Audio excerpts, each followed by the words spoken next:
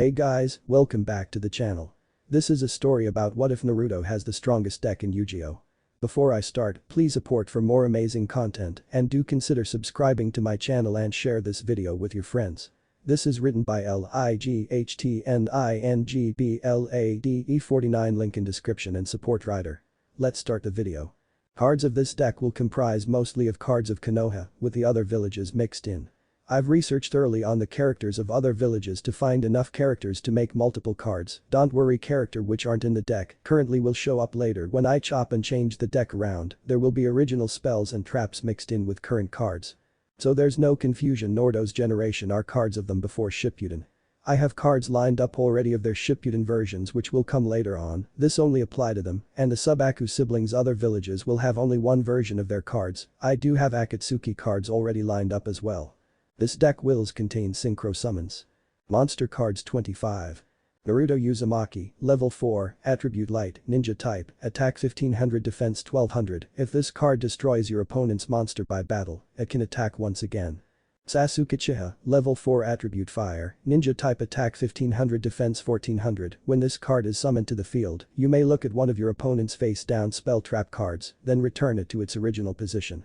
Sakura Haruno, level 2, attribute earth, ninja tuner type, attack 500, defense 500, can be special summoned from your deck by discarding the top card of your deck to the graveyard.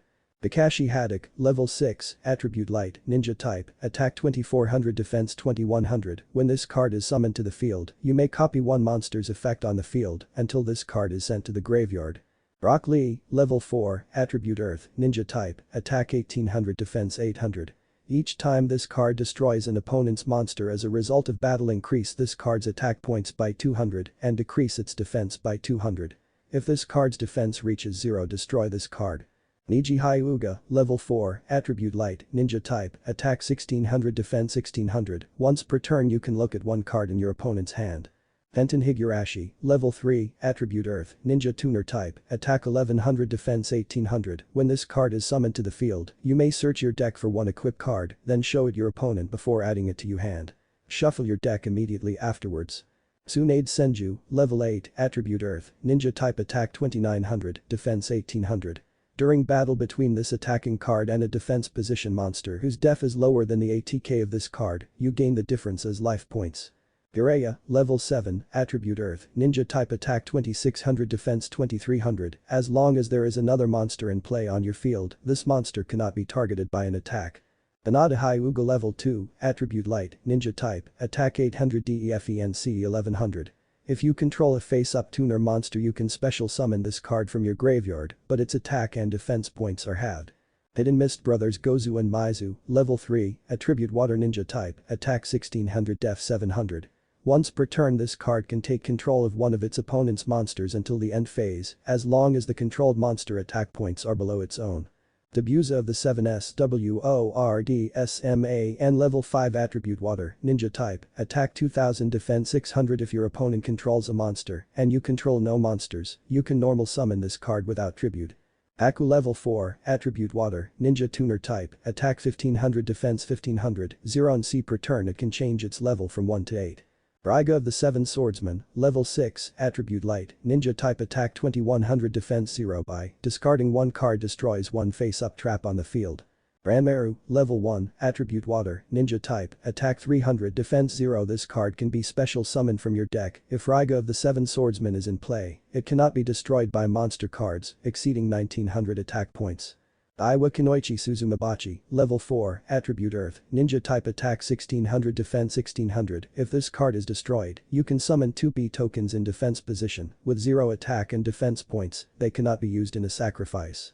Fumo Ninja Dadai, level 5, attribute fire, ninja type, attack 1800, defense 2200. This card can negate an attack once per turn, loses 200 attack and defense points per use of ability.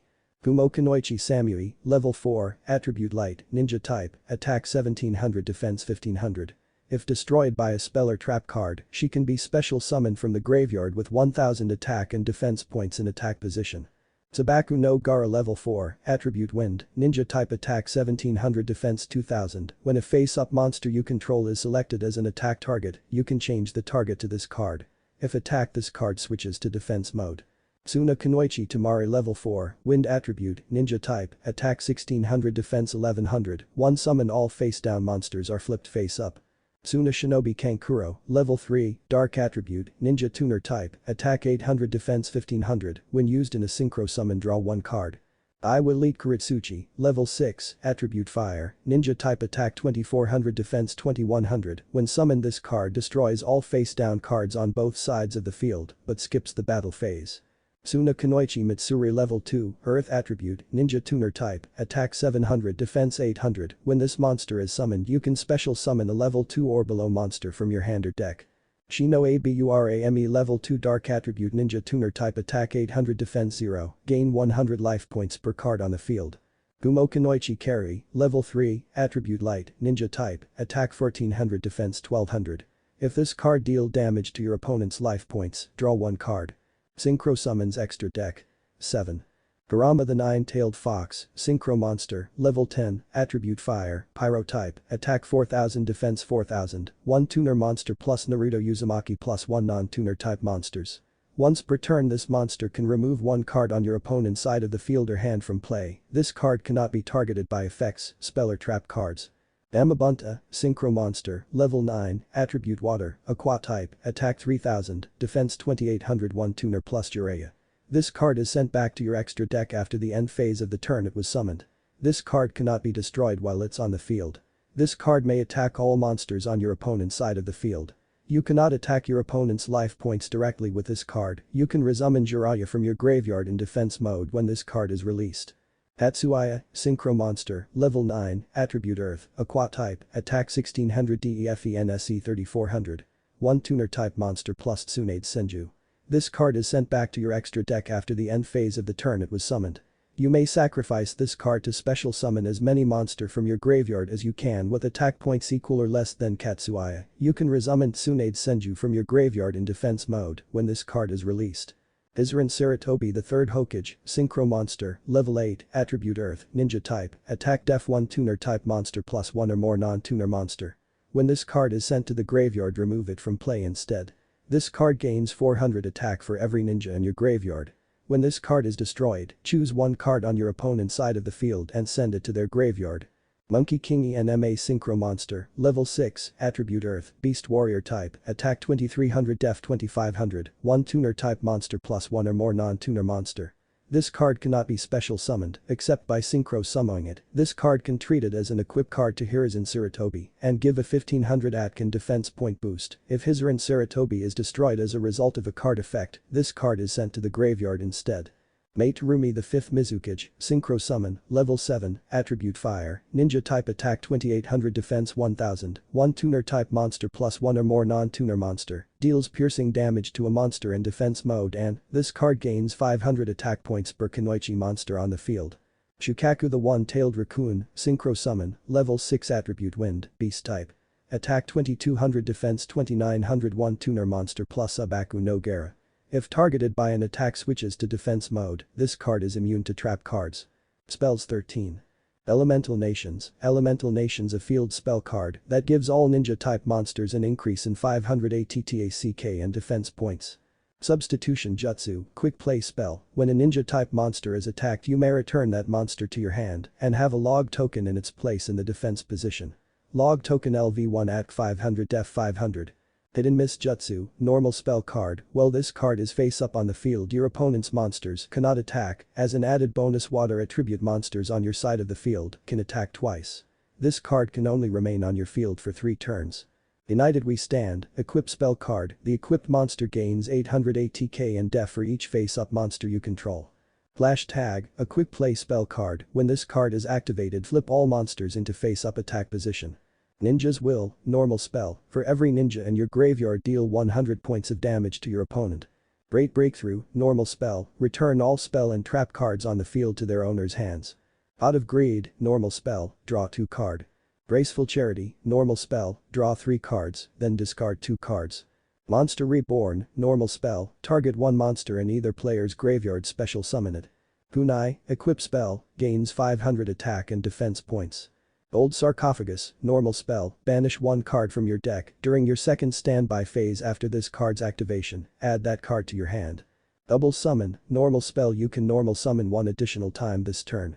You can only gain this effect once per turn. Trap cards 12. Edo Tensei, continuous trap card, send any number of monsters from your hand or field to the graveyard to special summon one monster with an equal or less level to what was sent to the graveyard. The summoned card cannot be destroyed in battle or by a monster's effect spells or trap effects. The summoned monster cannot attack your opponent directly. If Edo Tensei is removed from the field, then remove the monster from play. Magical Cylinder, normal trap card, when an opponent's monster declares an attack. Target the attacking monster. Negate the attack, and if you do, inflict damage to your opponent equal to its attack. Explosive Tag, counter trap, negate the activation of a spell or trap card. Restriction Seal, counter trap during the battle phase opponent's monster's attack is cut in half. Water Prison, continue select one monster your opponent controls. It cannot attack or change its battle position. When the monster is destroyed, destroy this card. Earth Wall, normal trap activate only when opponent's monster declares an attack. Negate the attack and end the battle phase. Mirror Force normal trap, when an opponent's monster declares an attack. Destroy all attack position monsters your opponent controls. Peyton, continuous trap, as long as there is a monster with Hyuga in its name on your side of the field you can cancel one attack per turn. Kaiten is destroyed if there is no card with Hyuga in its name on the field. Earth Grudge Fear, normal trap, increase the defense of one face-up monster on the field by 800 points until the end phase of this turn. Braining Shield, normal trap, when an opponent's monster declares an attack. Target the attacking monster. Negate that attack, and if you do, gain life points equal to that target's attack. Urgent Tuning, normal trap, activate only during the battle phase. Synchro summon one Synchro monster. Send the appropriate Synchro material monsters to the graveyard. Call of the Haunted, continuous trap, choose one monster in your graveyard. Special summon T chosen monster in a face-up attack position. When this card leaves the field, the chosen monster is destroyed, destroy this card. The 50-card deck. This took a lot of effort to put together, as I said before this is just a starter deck, other cards will be mixed in later, and I might make a second deck for Naruto. If you have questions ask me through PM. I've made some slight adjustments by taking out a couple of cards and adding a few. Rest assured the cards taken out will be used later. Why did I agree to this crap? Kurama mentally thought Naruto as he walked through the busy city streets on his way to his duel exams which started soon. Because that irritating silver-haired buffoon made an offer. An idiot like you wouldn't refuse.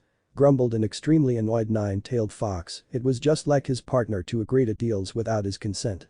Oh, come on Kurama, it was so tempting, a 5-year supply of ramen just for me to go. This stupid school Pegasus wants me to go to. Naruto said happily in his head. No matter what his buddy Kurama thought, he was happy with his decision. It was ramen after all. You and your stupid ramen. The fox groaned. How dare you insult the food of the gods. Naruto snapped back, very angry with the fox for insulting his precious food. Naruto then noticed people were staring at him and quickly realized. He yelled out loud. Naruto had a sweat drop on the back of his head and chuckled nervously. Sorry about that, I'll just be going now. Naruto shuffled away from crowd as quick as he could without going beyond normal human limits. Kurama snorted from Naruto's mindscape. After all these years you're still the same idiot, why don't you act your age for once? The fox seemed amused by his own comment. If I act my age it'd be senile, and you'd be listening to me grumble on about the old days which would drive you insane, and that would be boring, wouldn't it? Naruto smirked. Plus if I'm ancient what about you? Naruto adding smugly. Damn you. The fox grumbled out in annoyance. Naruto just let his grin get wider. It had been roughly 2,000 years since the Fourth Shinobi War and peace bloomed after the defeat of Madara and later Sasuke by Naruto's hands. Naruto was proclaimed a world hero for his deeds and became the 6th Hokage of the Hidden Leaf Village. Unfortunately, because of his training to master Kurama's chakra, he gained the fox's lifespan, which to others like Orochimaru would be a dream come true. Over time Naruto watched as his friends passed on to the next great adventure, the shinobi structure collapse upon itself, and the rise of technology, and eventually the card games used to today for both enjoyment and to settle disputes instead of physical violence, like in his past days. I still don't understand why you really agreed to go this school. Grumbled Kurama, interrupting Naruto's reminiscing.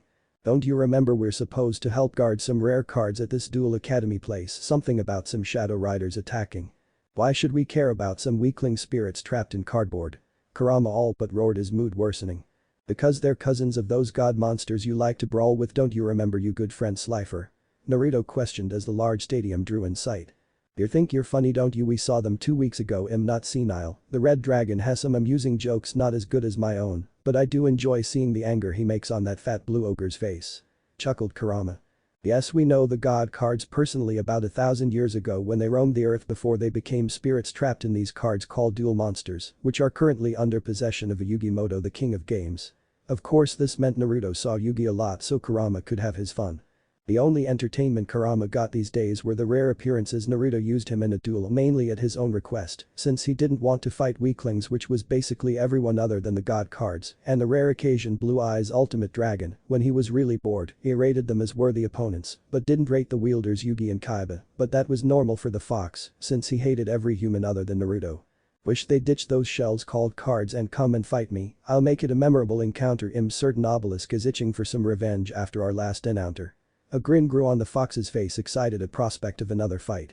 Not cleaning up after you three again. You and Slifer seriously need to stop antagonizing Obelisk, he's not fat, there's been enough world devastation between the three of you to last a millennium, at least Ra is wise enough to stay out of your tussles back then. At least now though these dual disc the damage will be kept to a minimum, so stay in the stinking card, or would you prefer back in the seal?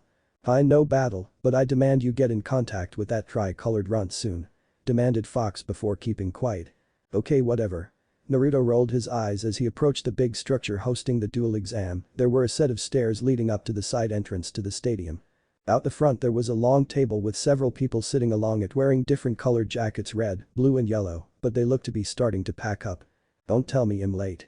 Thought Naruto as he walked up to one people still seated, a long-haired brunette who had a single lock drape in front of her eyes. She looked to be in her mid-20s wearing a pink dress with a blue and white jacket, like some of the others present were wearing over the top. She greeted Naruto with a smile, which quickly turned into a frown. Hello, are you one of the applicants? If so, you're very late, you've missed the written exam. Naruto was gobsmacked. The written exam started at 9:30, didn't it, Kurama?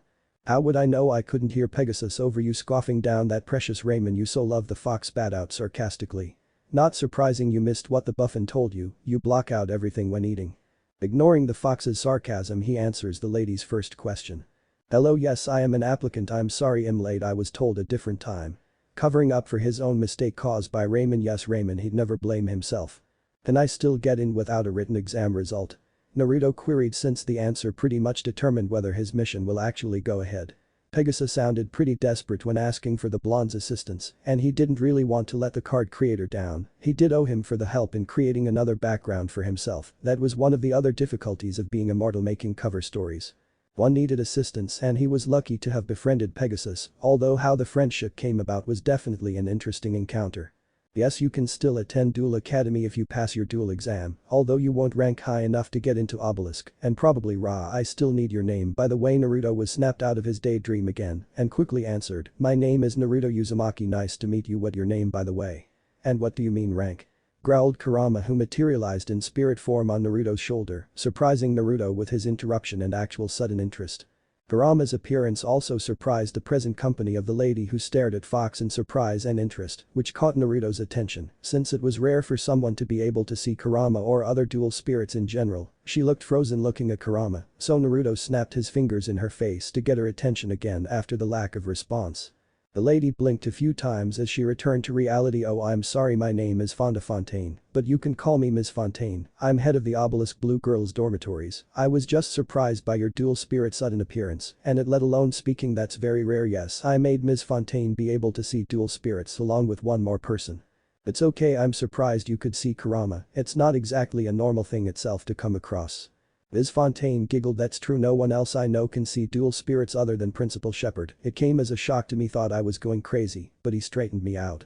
Wow, that's fantastic, you see us, that's great. Now what the fuck's rank? Interrupted an irate Kurama, who had just about enough of this chatter, although it earned himself a slap on the head and some weird stares at Naruto people, wondering why he slapped his shoulder hard. Behave, Kurama, that is not how you speak to a lady. Naruto lectured. Ms. Fontaine held her hand out to Naruto, trying to stop an argument from breaking out from human and dual spirit. Wait, no, it's okay, he has asked a question I didn't answer. Anyway, what I mean by rank is that you can be put into one of three dorms, the Obelisk Blue dorm, the highest dorm, Raw Yellow and Slifer Red, the lowest dorm, which is dorm you're likely to get into if you win in your duel. Naruto nodded in understanding, but Kurama didn't like what he heard. What, so we are to join one these dorm as subordinates to those stupid gods? I am no one subordinates, I am Kurama the nine-tailed demon fox, the Midas demon lord, I bow to no one, you hear me, no one, Kurama boomed out, but shocking both Naruto and Fonda, he wasn't finished though. And why is that arrogant fat ogre? The highest storm, even an idiot can't tell that Ra is stronger than both that fool Slifer and my personal punching bag Kurama, jumped down from Naruto's shoulder, bit into Naruto's jeans, and proceeded to try and drag Naruto away. I'm not going to some school with that arrogant ogre being the highest one can achieve, let alone being one that idiot Slifer's subordinate may be funny, but this joke isn't. Kurama growled between his attempted dragging of Naruto with little success before Naruto reached down with a claw-like grip and pulled him up to eye level, quickly forgetting where he was. Naruto slapped the fox again in frustration with his other hands. How many times do I have to tell you stop making fun of Obelisk? He's not fat, that's all muscle, idiot, and stop attacking him. Those red marks on his face from your tails still haven't completely disappeared yet. Seriously, who starts pimp slapping someone in face 36 times for no reason? 37. That's not the point. He may be annoying, but you and Slifer need to stop tormenting him. Don't laugh at the pun. Naruto let out a breath of exasperation as Kurama continued laughing. Listen, just try to get along with him. I know he's a bit rough around the edges and acts like an almighty to everyone, but he's still a good guy. Just try to get along, please, and it's my decision to go this school mission. Be damned, so put up with it. Fine, whatever, do what you want. The fox grunted and disappeared back into his deck. Naruto shook his head and turned back to Ms. Fontaine, who was staring at him frozen again, along with the other who he assumed were faculty members staring at him. Oh shit, what do I do now? I know, distract her, and hopefully she'll forget what I said, and the other won't think I'm nuts. So about my exam? Ms. Fontaine blinked her eyes a few times before refocusing. Oh right, anyway, this talk took a bit of time, so let's get you sorted for your duel, so please follow me inside. She stood, turned around and started walking to the stadium, beckoning Naruto to follow. What was that about? It's like they know the god cards personally, but that's impossible, thought Ms. Fontaine as she walked into the building. Idiot. Thank God she didn't say anything. Hopefully it stays like that, thought Naruto in relief, completely ignoring a loud scream of help from a male multi-shaded brunette hanging for dear life on the balcony's edge, but other staff was quick to help the kid. Ah, would you look at that, reminds me of the time me and Slifer blindsided Obelisk and left him hanging on the edge of a volcano. Naruto sighed as he looked over his shoulder and saw the kid get pulled up, announcing that a Jaden Yuki was present. And why did you do that again? Naruto asked, annoyed at that memory.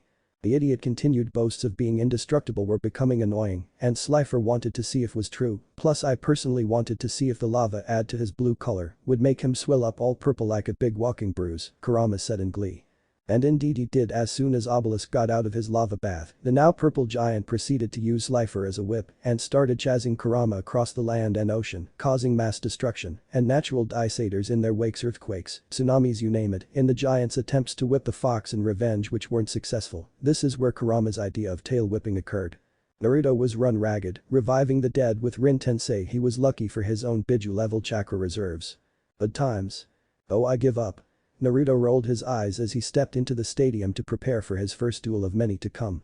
The first thought that popped into Naruto's head as he strolled into the building was the sheer volume that echoed through the stadium, not the impressive dueling fields available for use or the stadium seating. No, it was the sheer volume of the populace surrounding him. It was like a grand final in a sporting event. The atmosphere, it was most impressive but bad for your hearing. If they don't shut up in the next 10 seconds, I will kill them all slowly, painfully, when they least expect it.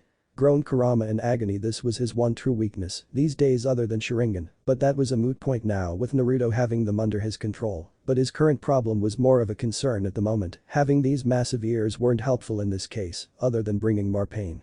Of course you will, just don't forget she's in my deck today, and I don't think she'll appreciate your attempt of murder on all these kids. The fox froze despite the pain. He had forgotten his other weakness on this case, fear. You wouldn't dare. Growled Kurama. He hated that bitch along with all the others of her kind. You know I will if you get too out of control. Seriously, I can't take you anywhere without you threatening death or picking a fight. A grunt was all Naruto got in response. That shut you up quick, didn't it? Just be happy mom isn't with us at the moment. Keep that thought in mind, that ought to distract you from torturous pain you so feel. Naruto mocked the tail beast as he walked through the stadium, closely following Ms. Fontaine, who seemed to be approaching a clown of some sort, or was he the academy mascot or something? Who's the clown? Don't know, but we'll know shortly. The pair stopped short of the clown, who was quick to notice them. Ms. Fontaine, what do you require? As you can see, the final applicant has just finished dueling. We got quite a crop this year, some truly worthy of the Obelisk name. Each and every one of them shall be tail slapped till they live up to Obelisk's name. Mocked Kurama, who had just popped up again, draping across Naruto's shoulders. It earned a slight giggle from Naruto, but a bit of a frown from Ms. Fontaine, while the clown remained oblivious to the new spirit in the stadium. You really want to bust us, partner? Thought Naruto while listening to the conversation. I'm sorry Dr. Crowler, but you have one more applicant to duel. Crowler leaned against the railing of the rafter they were in, putting his hand to his chin and thought. Another applicant. You say? I'm sorry Ms. Fontaine, but every student who has completed the written exam has dueled. Passed or failed. There are no more applicants to duel. If you're suggesting this young man here was missed, I'm afraid you're wrong. You are right Dr. Crowler, but this applicant has just arrived, and even if he's missed the written exam he was on time for the dueling portion. It was my fault he was held up, so I'd like to request he be given a shot at the dueling portion. Ms. Fontaine requested. Dr. Crowler snorted and turned his head away in disgust. I'm sorry my dear, but I can't just duel anyone that walks through the door. I'm a busy man, and this slacker was late. In either case he'd have been the slifer. Why should we care for more trash to stain our illustrious academy? Crowler finished proudly. Ms. Fontaine bowed her head to Crowler, getting a pair of raised eyebrow from both Naruto and Foxbeard. Please sir, I know he was late, but he did arrive on time for the dueling portion, and protocol said that if one passes the dueling portion of the exam, they are automatically allowed at Duel Academy, regardless of written test results. Plus I feel guilty for holding up a potential student from my own negligence. My conscience won't let this go, so please allow this student a chance. Looking into Crowler's eyes with the puppy dog eyes really laying it on thick, and now both eyebrow were raised from the witnesses. Crowler was conflicted. He didn't want more slifer trash at his academy. There was enough as it is, but he did have a soft spot for one of the youngest faculty members in Fonda. He supposed he could give the runt a chance, not that he'll win, he'll make sure of that. Fine, I will allow it, but the student best understand he'll be slifer if he passes. Oh great subordinate to that lazy bastard, I'm not catering to him, remember that. Kurama commented, forgetting that only Naruto and Ms. Fontaine could hear him, not the clown he was talking to. Crowler shifted back into a standing position, getting of the railing, and turned to Naruto. You understand young man, you get one chance, you blow it and you're out. Crowler all but growled at Naruto. I got it. Naruto nodded. Understood, now piss off ass clown. Kurama added, sharing his own understanding again, forgetting the man couldn't hear him. But now you better get ready, you'll be called shortly. Crowler said and turned around, walking away from the pair most likely to procure a dual disc. You best get ready Naruto, maybe go mingle with some of your future classmates. Added Miss Fontaine as she also walked away still in thought about the young man and his foul-mouthed dual spirit. You better win Naruto, I got some questions for you about that little fox partner of yours and those friends as well. Naruto was grateful he was allowed to duel, but he really had to question the lady's method and her apparent confidence in his passing. Deciding to let it go, Naruto turned and looked over the railing, looking down into the stadium. The massive student in sight were still very loud, despite the duel supposed being over. Perhaps chatting about their own performances. Naruto thought as he glanced down into an aisle lower down to his right with a young man with a British accent, explaining his strategy in his test duel to a blue-haired glasses-wearing midget, which was now being joined by the other late arrival. He saw one Jade and Yuki. Or boasting their victory. As he glanced to his left, a kid already in an obelisk blue uniform with long black hair smugly telling of his easy victory, along with the arrogance in his voice was plain to see. One victory, they think they're king of the world, karma will hit them when they least want it. What comes around, ha. Almost makes me want to be one who dishes, said Karma. You want to fight that brat that new, are you already bored without your entertainment being nearby? You better get use it, we won't be seeing Yugi often. Who know, maybe something at this academy could really catch your interest. Naruto offered the fox as he continued to look at his future classmates. Why would I sully myself with these weaklings? They're not worth my time. Sick the redhead bitch on them, like the good lapdog she is, I won't waste my time on them. The fox commented, suddenly feeling a chill go down his spine along with killing intent starting to manifest from Naruto's deck, giving the students nearby an unzeppelin chill down their spines. The fox quickly retreated into his card like the good cowardly lapdog he truly was. Calling duelist Naruto Uzumaki, report Duel Arena 4. I repeat, duelist Naruto Uzumaki, report to Duel Arena 4. Realizing it was game time, he stopped leaning on the railing, straightened himself back to his full height and walked away. He felt a pair of eyes following him but didn't question it. He was used to being stared at in his younger days. At least this person wasn't staring at him in hatred and contempt. From what he could feel from using a little of Kurama's chakra, it was curiosity and interest. Apparently the killing intent didn't scare him, but indeed got his attention. Naruto smirked. Interesting, perhaps this won't be so boring after all. He turned into an aisle, giving a passing glance from the corner of his left eye to the now identified blue-haired student, also wearing an obelisk uniform. As he walked down the stairs, passing more student wearing casual clothing, he walked towards the arena, ignoring inquisitive students staring at him and comments. Hey, I thought the duels were over. I didn't see that guy during the written exam. He's cute. Jaden, I thought it was your turn to duel. So did I, sigh, but oh well, hopefully we get a sweet duel out of this. Locking out the rest of the spectators muttering he reached the bottom of the stairs, opened the little gate blocking access to the arena, and stepped though. It was from this position he truly got a grasp of how big the arena actually was.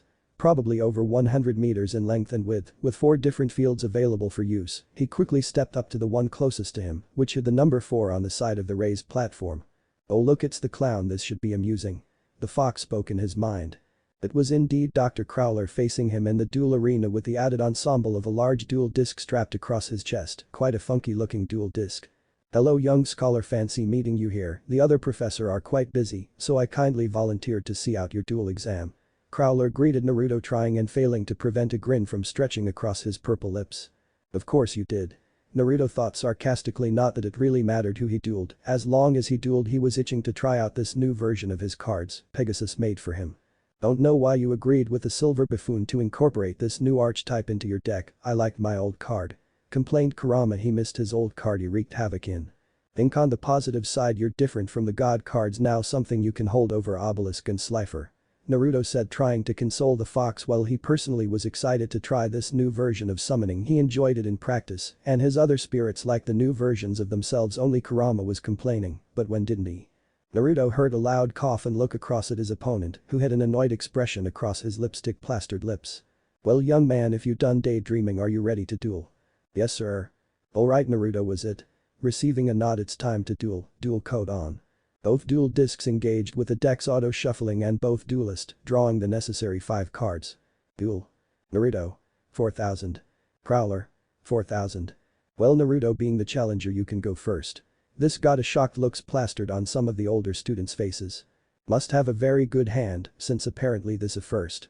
Naruto nodded at the teacher and drew. This can work.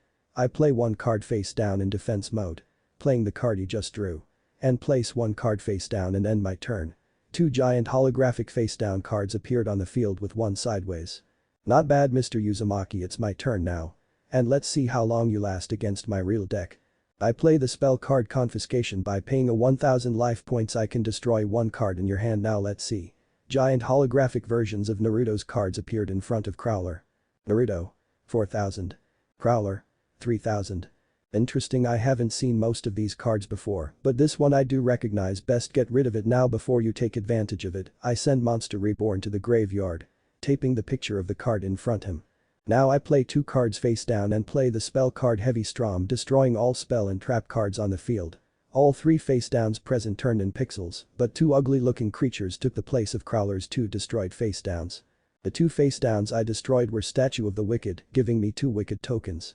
Clever destroyed my monster's only defense while setting himself up to summon a powerful monster. Looks like he wants to end this fast. Thought Naruto. Crowler grinned as he played his next card. Now I sacrifice my 2 token to summon the legendary Ancient Gear Golem in attack mode. As a giant behemoth of a machine manifested and towered over field, getting looks amazement at the size of the creature. Ancient Gear Golem, LV8 ATK 3000, Def 3000. "What a snob, bullying a newbie with his very best card. That's not a test deck," commented a short blonde-haired girl high up in the stands, which Naruto noticed was standing next to same guy who was staring at him prior to entering the arena. "Yes, I changed the timing of this comment to after Crowler's summoning." "You're too soft Alexis." The blue-haired guy spoke up. "Surely there's a reason Crowler would use his real deck," he said coldly. "Warning, Zane will be colder in this story." "Whatever Zane." The now-named Alexis rolled her eyes, staring down at Naruto, who stared back at her, gaining a look of shock from the girl who quickly looked away in embarrassment, which earned a smirk from Zane. "Did he hear us?" Alexis whispered. "Who knows?" Zane said, still smirking. "One of the positives of Kurama's hearing is be able to eavesdrop, handy in the shinobi business, nowadays handy for obtaining blackmail material." Naruto thought, smirking. He turned back to face the giant. The smirk didn't please Crowler, who was hoping for some fear etched on his face. "Let's fix that." Ancient Gear Golem attack his face down mechanized melee. The giant robot reared an arm and punched out at the face down card, which flipped up to reveal a young Kunoichi with long dark blue hair, wide eyes that one could mistake as being blind, standing in a defensive stance, which proved no match for the robot as Hinata Hyuga turned to pixels. When Ancient Gear Golem attacks a monster in defense mode, you take the difference in damage. Hinata Hyuga, LV2 attack 800 defense 1100. Grunting Naruto got zapped with 1900 point of damage. "But that I end my turn." A smirk present on Crowler's face. Naruto, 2100. Crowler. 3000. "That's it, that's all you're doing." Naruto questioned with a look of slight disbelief, shocking Crowler. Well, what's the problem? Crowler asked with a look of surprise. It was a first for him for someone to question his own moves, it hurt his pride. Does he seriously not see what's missing from this picture? Naruto continued to look in disbelief across field. He has too much belief in that rust bucket crushing you that he didn't see the need to put a defense, he thinks you're a rookie. Kurama commented from his card. Adder, he doesn't have a trap with the 2 cards he still has in his hand, give him some benefit of the doubt, he is a teacher. Can't you see he only let you go first so he could summon that behemoth and deal large damage with it and hack away at your defense? He's of the belief you don't have a monster to match him, even though we both that's not true, he doesn't. Deciding to materialize again on his shoulder, looking at Naruto's hand, not noticing the shocked look of a certain brunette in the crowd and shake of the head from Ms. Fontaine. Not that you need to summon one of them, these cards are enough to take him out. I knew this already, but I really wanted to test the synchro summoning in this duel in a real match, so we'll see what fate decide. My turn, I draw. Snapping Crowler out of dreamland as he did. I play the spell card Pot of Greed and draw 2 cards. He drew 2 cards. Well, would you look at that, looks like I can do both.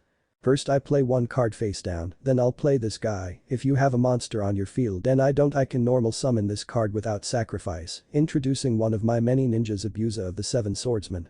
Large bandage-faced man appeared on the field with black shirt and long pants with leg and arm warmers, but what got the crowd attention was the large cleaver-like blade on his back.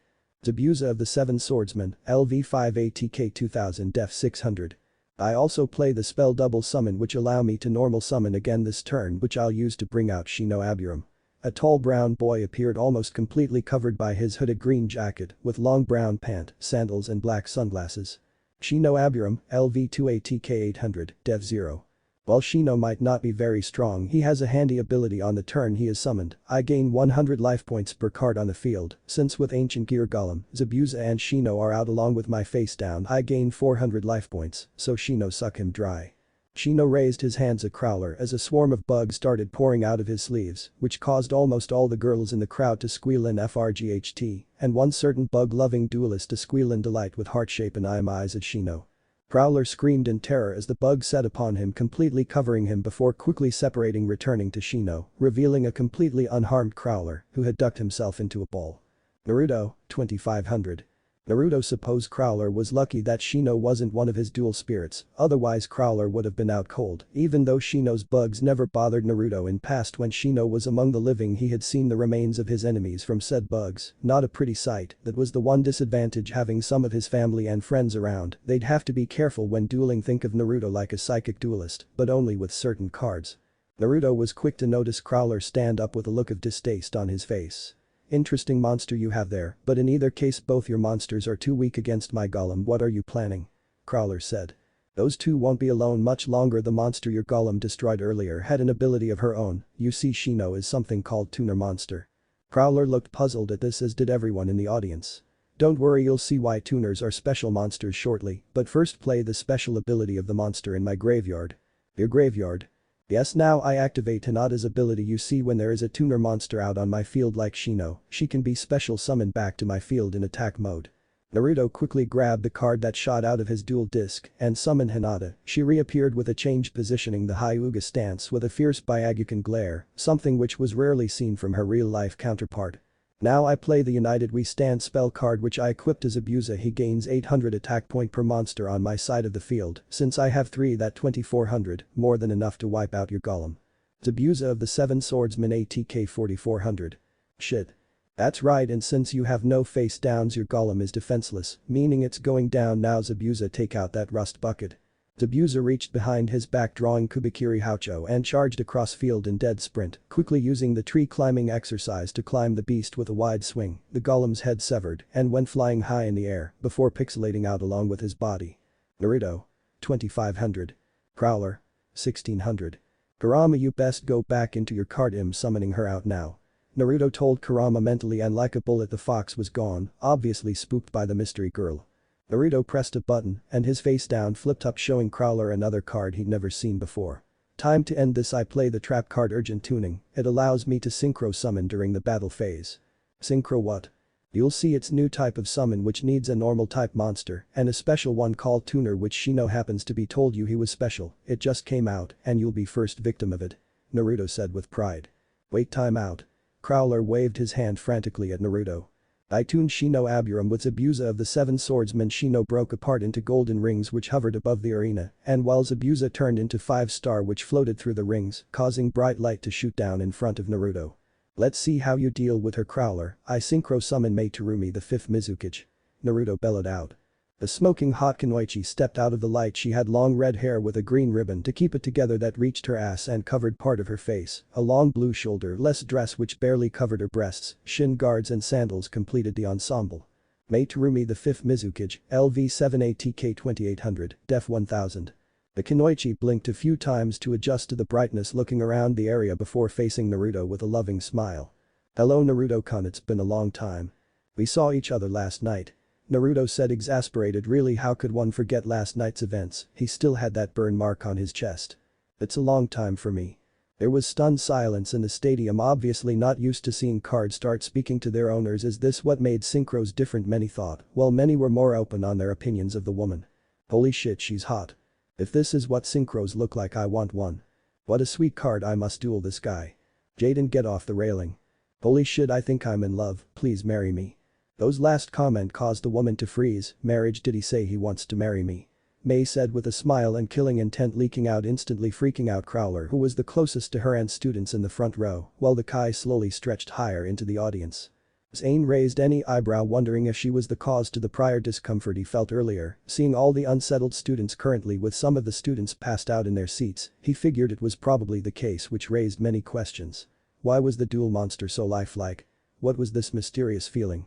And why did she look like she wanted to murder half the audience despite that smile? Naruto-kun, tell them to shut up or I will kill them. Mei told Naruto with the smile still plastered on her face. "Bessss, ma'am." Naruto stuttered out, although he didn't think it was necessary. She'd scared them all into submission, as it is seeing all the face of the students, well, the ones still awake at least. I'm only joking Naruto-kun, I can tell they won't say anything else. As Mei turned to face the stands, won't you? No ma'am. Chorused the audience, thoroughly cowed. That good, I believe you, and girls don't touch Naruto, he's mine or I'll kill you anyway, setting mass hysteria again. Naruto just shook his head. While he loved Mei, her possessiveness was a bit annoying. It was hard to go anywhere with her when she materialized from her card on occasion without her claiming her territory in public, giving girls the stink eye as they passed and scaring them away if one tried to talk to him. He supposed the lack of boyfriends throughout her life before he got to know her and eventually became her first true boyfriend made her have the mentality to cling on and not let go. It was painfully clear to this day why she never had a boyfriend. Well, the bad life these days were great, but it wasn't for a good time. Her lips were one deadly tool, very deadly indeed, considering she does spit lava and acid, two very deadly bloodlines she possessed. Unfortunately, her bloodlines are definitely a hassle when it comes to love life. If he didn't have his regenerative abilities from Kurama, he'd be dead from the first time they kissed. Well, his body hasn't completely adjusted to Mei's kisses. There was less pain from before from the excess acid she produced. As they say, power comes with a price. At least he could say he was one good boyfriend. Anyway, Mei, let's get back to the duel. Ignoring the continued wails of disappointment from a few girls in the crowd after Mei's claim of him. Okay, but I want some alone time later. Mei said with a saucy grin on her face, causing nosebleeds from the male contingent. Okay. It's hard to say no when she asks like that. Anyway, we have a duel to finish, so say goodbye Crowler, and I forgot to mention Mei gains 500 attack points for every Kunoichi on the field, not that it really matters. Mei Terumi the 5th Mizukage, ATK 3300. Now Mei, finish him off. The same smile reappeared on Mei's face as she flashed through hand signs, but Naruto was quick to grab her hands, sweat pouring from his head while shaking it. We didn't need more problems, one melted professor wouldn't help. Mei frowned while the audience was google-eyed that Naruto was actually touching his duel monster. Was she actually real? A lot still thought there was some glitch from his duel disc, despite the terror she already instilled. Since she couldn't use her lava, she walked over to Crowler and kicked him in balls instead, which was probably better than being melted goo, even if he didn't know that. Although Crowler's wails weren't helping the eardrums and the mascara dripping from his face was definitely disturbing. Naruto. 2500 win. Crowler. 0. But the duel over Hinata quickly disappeared into pixels, but Mei remained for a moment longer. Naruto-kun, remember later tonight your bed, okay? As she walked over and kissed the blonde on the cheek, leaving a tiny burn mark behind which Naruto can deal with definitely better than in the past. Oh, and Naruto, I'd be your lapdog anytime. I'll punish Kurama after we've had our fun. Mei said, giggling as she disappeared back into his deck with blood rushing to Naruto's cheeks. Kurama cowered in his cart. He had heard everything. He wasn't looking forward to that encounter with that red-haired she-devil. "You okay, Kurama?" Naruto questioned. "Shut up brat, leave me be," moaned Kurama in a ball. "Well, think on the bright side. Would you prefer to be furless again or chained at the muzzle and walked around like domesticated house pet?" Naruto giggled internally, knowing both would be horrible either way. "I hate redheads, kill the devils, they'll never get me alive." Naruto laughed out loud while getting stared at by the still stunned audience, which did still not fully comprehend the duel they had just witnessed. "Reminds me of that one time Obelisk actually got a hold of you. I do believe the Obelisk's bitch branding was a nice touch. You're lucky your fur's covering it again by the way, and don't worry, I haven't told Slifer yet." Naruto mentally gloated. "Naruto, when that bitch is gone I am going to show you the other uses my tails have." After that disturbing image he was quick to shut up and exit the arena quietly. Perhaps he should keep Mei's card on hand a bit longer while she could manifest from the seal on his arm, holding all his spare cards. She could not stay in her physical form for long. Maybe bring in Mum as well. I'm sure the fox will appreciate his thoughtfulness. So many choices. Perhaps I'll ask Yugi if I could borrow Slifer. I'm sure between us we could come up with something the fox will just enjoy. Naruto thought evilly as he left behind stunned arena. Either way, after this first meeting, Duel Academy will never be the same. Tuesday 10 AM. Why me? That was all Naruto could think as he sat in the window seat of the plane that was to take to all the students to Duel Academy Island. He had been one of the first people to board the plane, but he now regretted that as soon as he sat down the two seats to his left were quickly filled by two students who have been asking questions non-stop. Well, one of them at least. "Your name's Naruto, right? Isn't that a ramen topping? Are those whiskers on your face real or not? That was a sweet duel by the way, never seen synchros before. You want to duel when we get to Duel Academy? I'd love to put my elemental heroes to the test against you and that duel monster chick," said the very same multi-shaded brunette who had arrived late like himself. "Jaden, I think you're making him uncomfortable with all the questions." Ah yes, Naruto had almost forgotten the blue-haired midget who now seemed attached to the hip with his current annoyance. "Sigh, he hasn't said anything since we got on this flight. It's been almost an hour. It's unnatural I tell you, and I'm just trying to get to know the guy. He seems pretty cool," Jaden said cheerfully to Cirrus. "This fool doesn't know when to shut up. He has been non-stop with these incessant questions since we got on this flight. He can't seem to get the hint you don't want to talk," Kurama commented from his card. Naruto sighed. "It can't be helped, Kurama. Unfortunately he reminds me a lot of myself when I was younger." "You will get along swimmingly then." Kurama smirked. "Shut up," snapped Naruto. Naruto sighed and looked out the window. He normally wasn't like this when meeting new people, but he was exhausted from last night. He barely slept a wink. He'd be asleep by now, but the incessant nagging voice of the one called Jaden kept him up. "That's what you get for mating with that red-haired she-devil, while needing to get up early and put up with annoying teenagers for the day," Kurama said smugly. He was confident the she-devil was still exhausted from last night's events to be able to listen in on his comments, so he was in the clear for the moment. "Enough about that, Kurama, let me sleep please." The fox's chuckling was all he got in response, but the fox kept quiet after that. Now he just need Jaden to stop poking him, suddenly sitting up from his slouching position, surprising his two guests. It stopped the poking, now he need them quiet so he can sleep. "Look, Jaden, right?" questioned Naruto.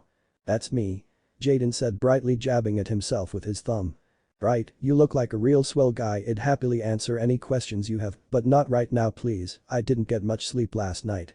"Because of that woman you summoned, right? Where you two did it?" Cirrus interrupted with a deep blush on his face. Naruto twitched several times. He had forgotten Mei had blurted her intention out during the duel. The last thing he needed was a reputation of a man whore. "Yes that, look I'm exhausted. I really would like get some sleep before we land so." "But how does that work? Isn't she a duel monster? How does she have a physical body?" Once more interrupted Cirrus. Veins were starting to bulge out of Naruto's head. This was the last thing he wanted to talk about, especially in his current state. "Look, I don't want to talk about that right now. In fact, I don't want to talk about anything right now. I'm exhausted for reasons I don't want to repeat. I haven't slept a wink. We likely have a busy day ahead of us, and it's likely there will be some welcoming ceremony when we arrive, which will probably take the rest of the day, which I'd very much like to stay awake and functional for, so I'd appreciate it if you kept the talking to a minimum and let me sleep," Naruto said a bit grouchily. Both Jaden and Cirrus could now see the bags under Naruto's eyes clearly with him sitting up. Both nodded their head agreeing. "Thank you." Sighing, Naruto relaxed back into the slouched position, closing his eyes. Finally some shut-eye, Naruto thought sleepily, but it seemed today would not be his day. "Naruto, you should know we're here already. I'm sensing 3 strong signature close by, probably the golden chicken, the fool and Fatty's fake cousins," Kurama commented. Naruto slapped himself on the head. Great, I'm so tired, my senses have abandoned me, and now I can't sleep. On top of that, hopefully this meet and greet won't take long, as I suspect then I can sleep. You could leave a cage Bunshin, was Kurama's input. Naruto shook his head. No, that won't work. My clones would be just as tired as me, and they don't have my restraint. In this state, they'd just fall asleep on whim, me needing assistance be damned.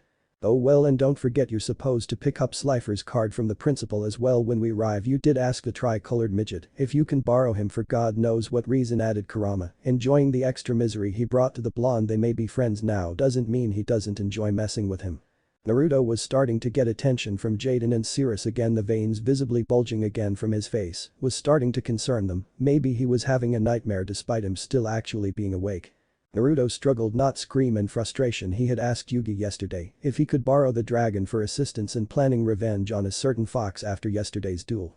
Yugi had been more than happy to agree to lend Slifer. He had been a real terror as of late for the king of games. Whenever Yugi was out and about, the dragon would manifest itself invisibly in public and randomly roar in Yugi's ear with its smaller mouth and it wanting to make his master deaf but still scaring the crap out of him. It was becoming hazardous to his health because Slifer mainly roared when Yugi was walking down steps, crossing the road or when meeting with friends, really freaking Yugi and others out with his jumpy reactions, although Kaiba got a kick out of it. On top of it, all other than Yugi himself, only Naruto and Kaiba would be able to hear the roars, being a past holder of a god card and being the owner of a beast of equal measure. So poor Yugi couldn't really say anything to people of why he was jumping for no reason. Telling the truth would only make him look insane, ruining his image even more. Naruto was pretty. There was no photographic evidence, but if there was, Kaiba would have it just to have something to hold over his rival, maybe some mini spy drones or other such gizmo from nowadays tech. Although apparently the dragon wasn't without punishment, Ra did slap him black and blue with his wings. The last thing they needed was a dead wielder with a heart attack, and although it wasn't really a punishment, Obelisk's speeches of superiority was punishment enough on anyone, though this led to a lot of scuffles between the pair, well more Slifer tormenting the tormentor. Although he would be more than happy with the dragon's assistance in revenge, the last thing he needed was another night without sleep through a giant dragon, chatting it up and plotting with his fox buddy.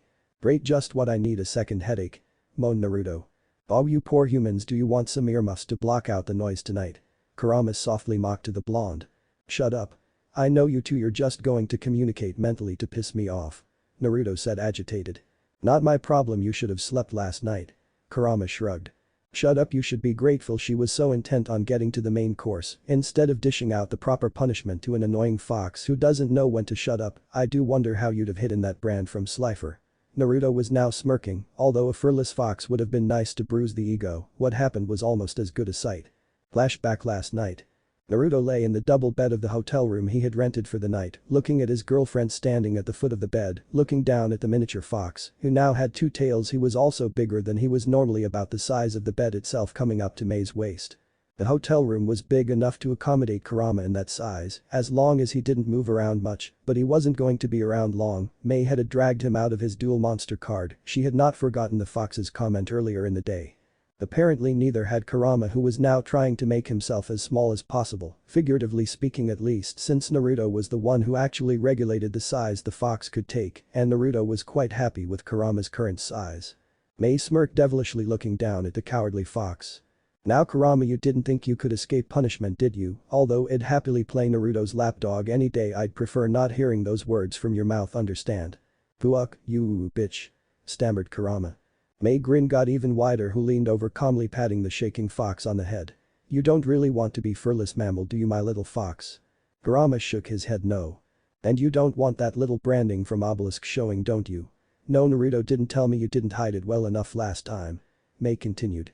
Kurama was furious that another knew his secret but was wise enough to keep his mouth shut. He was still in a bind, no need to make it worse.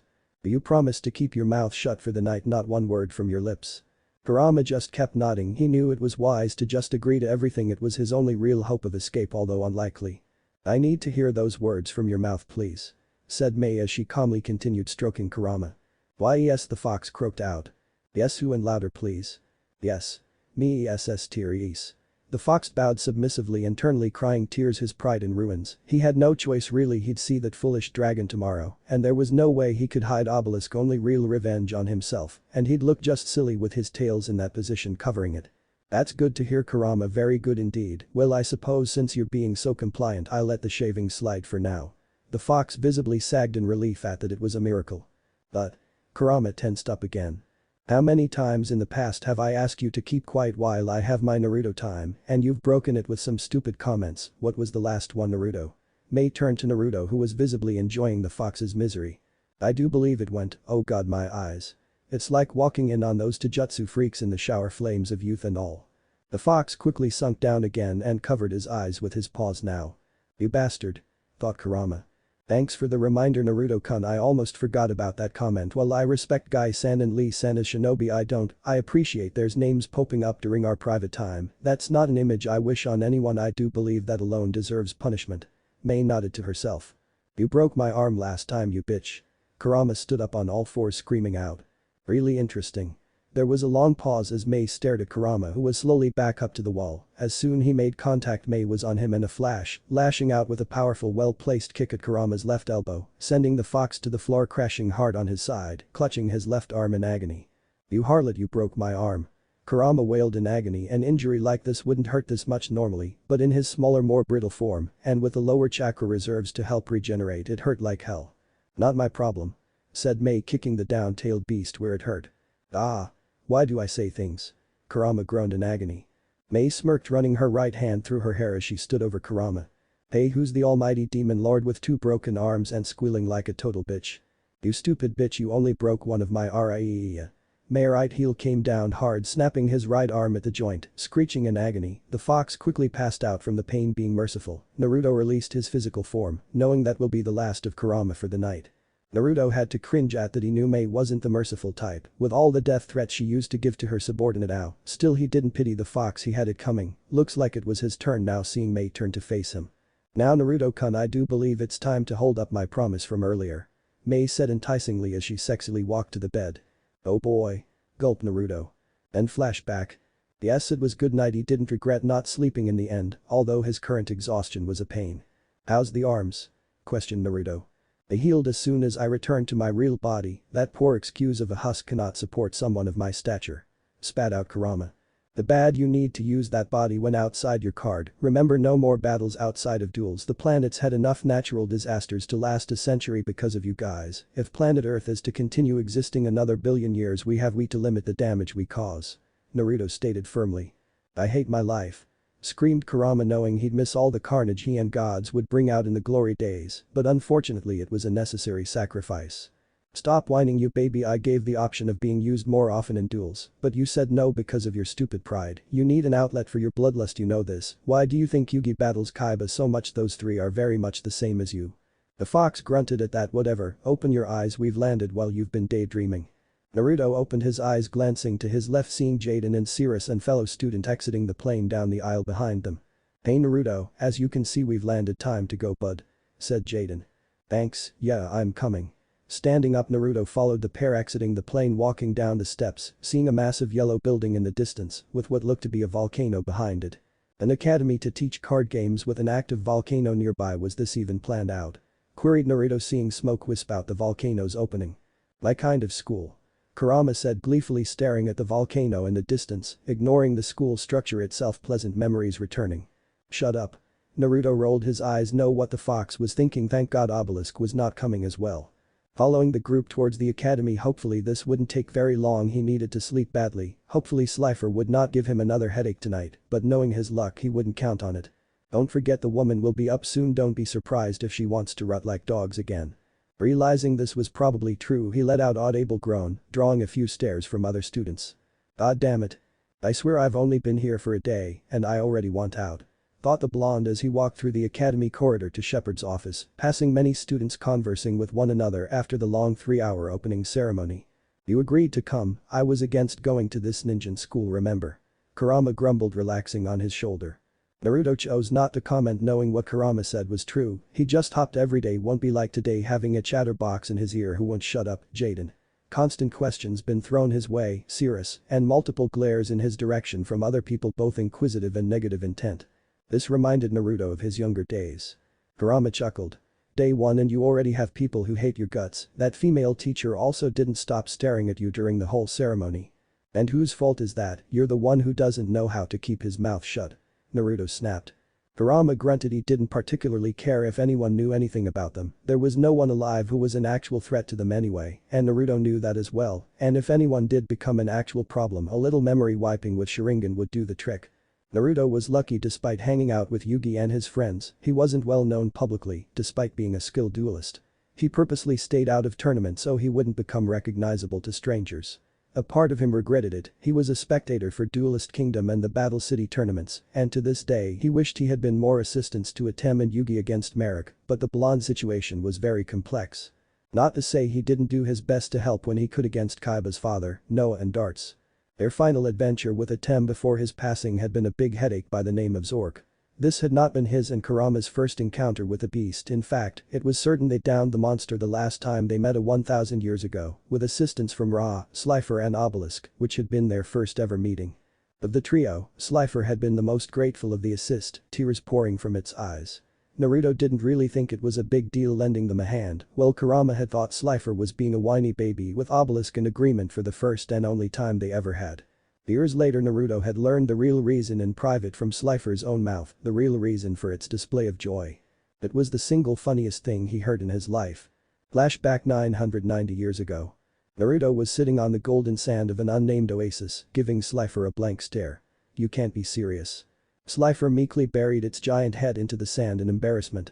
"Seriously dude, if you and that bastard fox didn't show when you did we probably had to have done it." Naruto gave the same blank stare. "So basically your big secret and reason why you have been such a kiss-ass to myself is because I prevented you and your brothers from fusing together and transforming into a godly chick, is that right?" Receiving a meek nod in response. "I can see why you wanted to tell me alone, Kurama would definitely never let this go." Shaking his head in disbelief. Slifer agreed. "Yeah, he'd never stop mocking us, wait scratch that he'd take it up a notch, and I'd prefer if he didn't say anything around big and blue." Naruto raised an eyebrow at that. "Speaking of Obelisk, I'm more surprised he's not the one the most embarrassed about it with the way he acts." Slifer chuckled. "Oh, he doesn't actually know about it, which is a relief, or more that he doesn't remember." "How does that make sense?" "Well, when we combine our female form," Slifer shuddered. "It gains different aspects from us, Ra's kindness and authority, Obelisk power, and my intelligence." "You're intelligent." Naruto joked. "Very funny, I may be a bit of a joker, but that doesn't mean I'm not smart, don't judge a book by its cover. You make difficult a lot of time with half the crap you pull with Kurama." Slifer shrugged. "True, but what do you expect from a pair of immortal beings with plenty of free time on their hands?" Naruto rolled his eyes. "Maybe do something useful for the world and use your brain for the good of the planet." Slifer seemed to consider Naruto words for an instant before shrugging once more. "Nah, I am much more interested in planning how to get you laid by that Mei chick without melting out of existence." Naruto rolled his eyes at Slifer's typical response to his sex life and walked away, he had better things to do today. "Remember, if you get her to the bedroom to use proper protection, your tool is essential equipment, it needs to survive." Slifer's voice echoed in the distance. He needed new friends. Present. Yeah, that had certainly been something that would forever stick out in his life to this day. "What are you daydreaming about?" the fox questioned from his shoulder. "Nothing," Naruto said as he approached the door to Shepard's office. Naruto took a deep breath, knowing that he'd regret this, and knocked on the door. "Come in," spoke an elderly voice behind the door. Entering the room, Naruto was greeted with sight of a bald-headed elderly gentleman with a grayed mustache and beard showing his age, wearing a maroon-colored jacket of the school uniform. The old man was quick to approach him and reached out to shake his hand. "Why, hello there, you must be Naruto Uzumaki, it's a pleasure to meet you, young man," greeted the chancellor with a cheery expression on his face. "It's a pleasure to be here," said the blonde. "Take a seat, Naruto." The pair took their seats before facing each other. Shepard took a moment to gauge the special youth in front of him, he had heard from Fonda that he could see dual spirits and interacted quite a lot with a fox. Which at the moment did not seem to be present. He decided to let that go, since he could talk to Naruto about that talent at a later time, he decided to ask about the most pressing matters of his arrival. "You know, it's rare to have Kaiba personally requesting a student to have his own personal room, let alone hold onto one of the most powerful cards in existence." Chancellor probed, looking closely at the young man. It was quite the bizarre situation. He's had his more wealthy students in the past trying to bribe him into getting private rooms, yet he had turned down everyone for the sole purpose of showing that no matter the background, all students were equal. They were here to learn and make friends. Naruto's response was expected on from his point of view. "Yeah, well, it pays to know people in high places, I suppose." Naruto shrugged. Shepard nodded. I suppose that is true, but may I ask what makes you so special that you are to hold on to one of the King of Games God cards? Sparing Yugi a headache and gaining one. Naruto muttered to himself he was still wondering what he was smoking when he made that decision. What was that? Sorry, I can't say, the reason is private. May I ask if it has arrived? Naruto asked. Shepard shook his head. I am sorry, but the card has yet to arrive with Kaiba Corporation Navy. Oh, those morons. Naruto rolled his eyes at Shepard's statement. Ah yes, he remembered Kaiba's stupid fleet of morons. Their muscle certainly makes up for their lack of brains by standard human standards. Nope, Naruto thought blankly. They will be arriving in a few days. Spoke a new voice filled with arrogance. What the hell is that? Naruto yelled, jumping out of his chair in shock and looking around the room in panic. Look at the TV, you dweeb. Naruto looked at the screen to the side of office showing the face of an old friend, well, kind of friend. Well, if it isn't the walking ego, you worried about me wrecking your precious academy, or perhaps you're just interested in another beatdown, Kaiba. Quiet, yelled Kaiba. You sure you don't want another beating, a second shine, or maybe you won't look so ugly? I said quiet, dweeb. Growled Kaiba, who had a nice black eye on his left eye, courtesy of an enraged female. Well, moneybags, you should have realized when I got sent here. May was not going to accept the cheap rodent-infested shithole you probably had planned for us. You deserve it, you kept me up all night with your love-making. Kaiba blurted out without thinking before paling at his statement. Shepard was just in shock looking at his boss's face. Naruto was blushing red from the statement. They often forgot to put up silencing seals before they slept. That bitch was never the quiet one, was she, Naruto? The fox questioned in mirth. At least I have a sex life, unlike moneybags. Kurama nodded in agreement. True, he's probably still a virgin, just look at his face, he'd sooner marry his dragons than elope with a female. Yeah, that was probably true. The only time he recalled Kaiba liking someone at all was that blue eyes chick from the past. Wonder if I should bring her back, her past life was miserable and I'm sure Kaiba could use some loosening up. The ironic fact that she could change into a blue eyes white dragon was forgotten. Shut up, Uzumaki, that blasted woman might have convinced me to give you a room. Naruto winces looking at his eye, but you have a job to do. If you fail me, I will use all the power of the Kaiba Corporation to ban you from purchasing ramen ever again. Naruto released his killing intent, getting in the face of the TV screen, unknowingly causing Shepard to sweat and grip his chair's arm quite firmly. You would not dare. Naruto yelled at Kaiba. Kaiba smirked as he leaned into his screen. Try me. There was a moment of silence before Naruto started laughing at Kaiba, much to his rage. What's so funny? Kaiba yelled at the smirking youth. It seems you've forgotten what my eyes can do if I really wanted to, moneybags. Naruto switched his eyes to Rinnegan just long enough for Kaiba to see before hiding them under a genjutsu, so Shepard doesn't notice. Naruto discreetly cupped his hands together in front of himself like he was enclosing something between both hands before bringing them apart, showing a $100 bill. Kaiba's eyes seemed to widen before muttering quietly to himself, but just loud enough for Naruto pick up creation of all thing. Naruto grinned. He had won yet another argument with a virgin fool, as if he could outbribe someone who could make money out of thin air. It was humorous to no end. It was always good to have that instant win trump card. Naruto's eyes seemed to glow an eerie glow in Kaiba's eyes, and a breeze seemed to pick up from the open window to blow papers on Shepard's desk everywhere. Which had snapped the Chancellor out of his shock. You're a fool, don't threaten my ramen ever again or I will crush you and your empire and throw you into the wind. Naruto calmly spoke in a calm tone as if not threatening Kaiba. JJJUist, get it done. Kaiba's face seemed to be sweating as he abruptly hung up, much to Kurama's pleasure. Ah, it's always fun to knock that idiot down several pegs. Indeed it is. Naruto thought. Excuse me, but what was that about? Asked a very flustered Chancellor. Naruto turned to the old man and gave his fox grin with his eyes closed. Oh, nothing, just tending to Mr. Rich and Famous. Deadpan stare was met. Anyway, I got to go, long night, thanks for the room later, old man. Naruto jingled the keys in front of his face before turning to exit the room. But I didn't even give you the keys.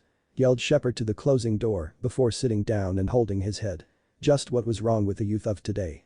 You just gave the old man a heart attack. Well done, perhaps there's hope for you yet. Kurama chuckled to himself. Might as well have some fun while I am here. Naruto shrugged, walking towards the red dorms where his supposed accommodations were. You forgot to do something before you left the room, you idiot. What? You forgot to ask where the room was, you dolt. Naruto didn't even have a chance to compute what Kurama said before a pair of arms reached around his neck and a pair of globes rubbed against his back. Naruto-kun, it's time for round 2. Naruto was blank-faced for a few good minutes.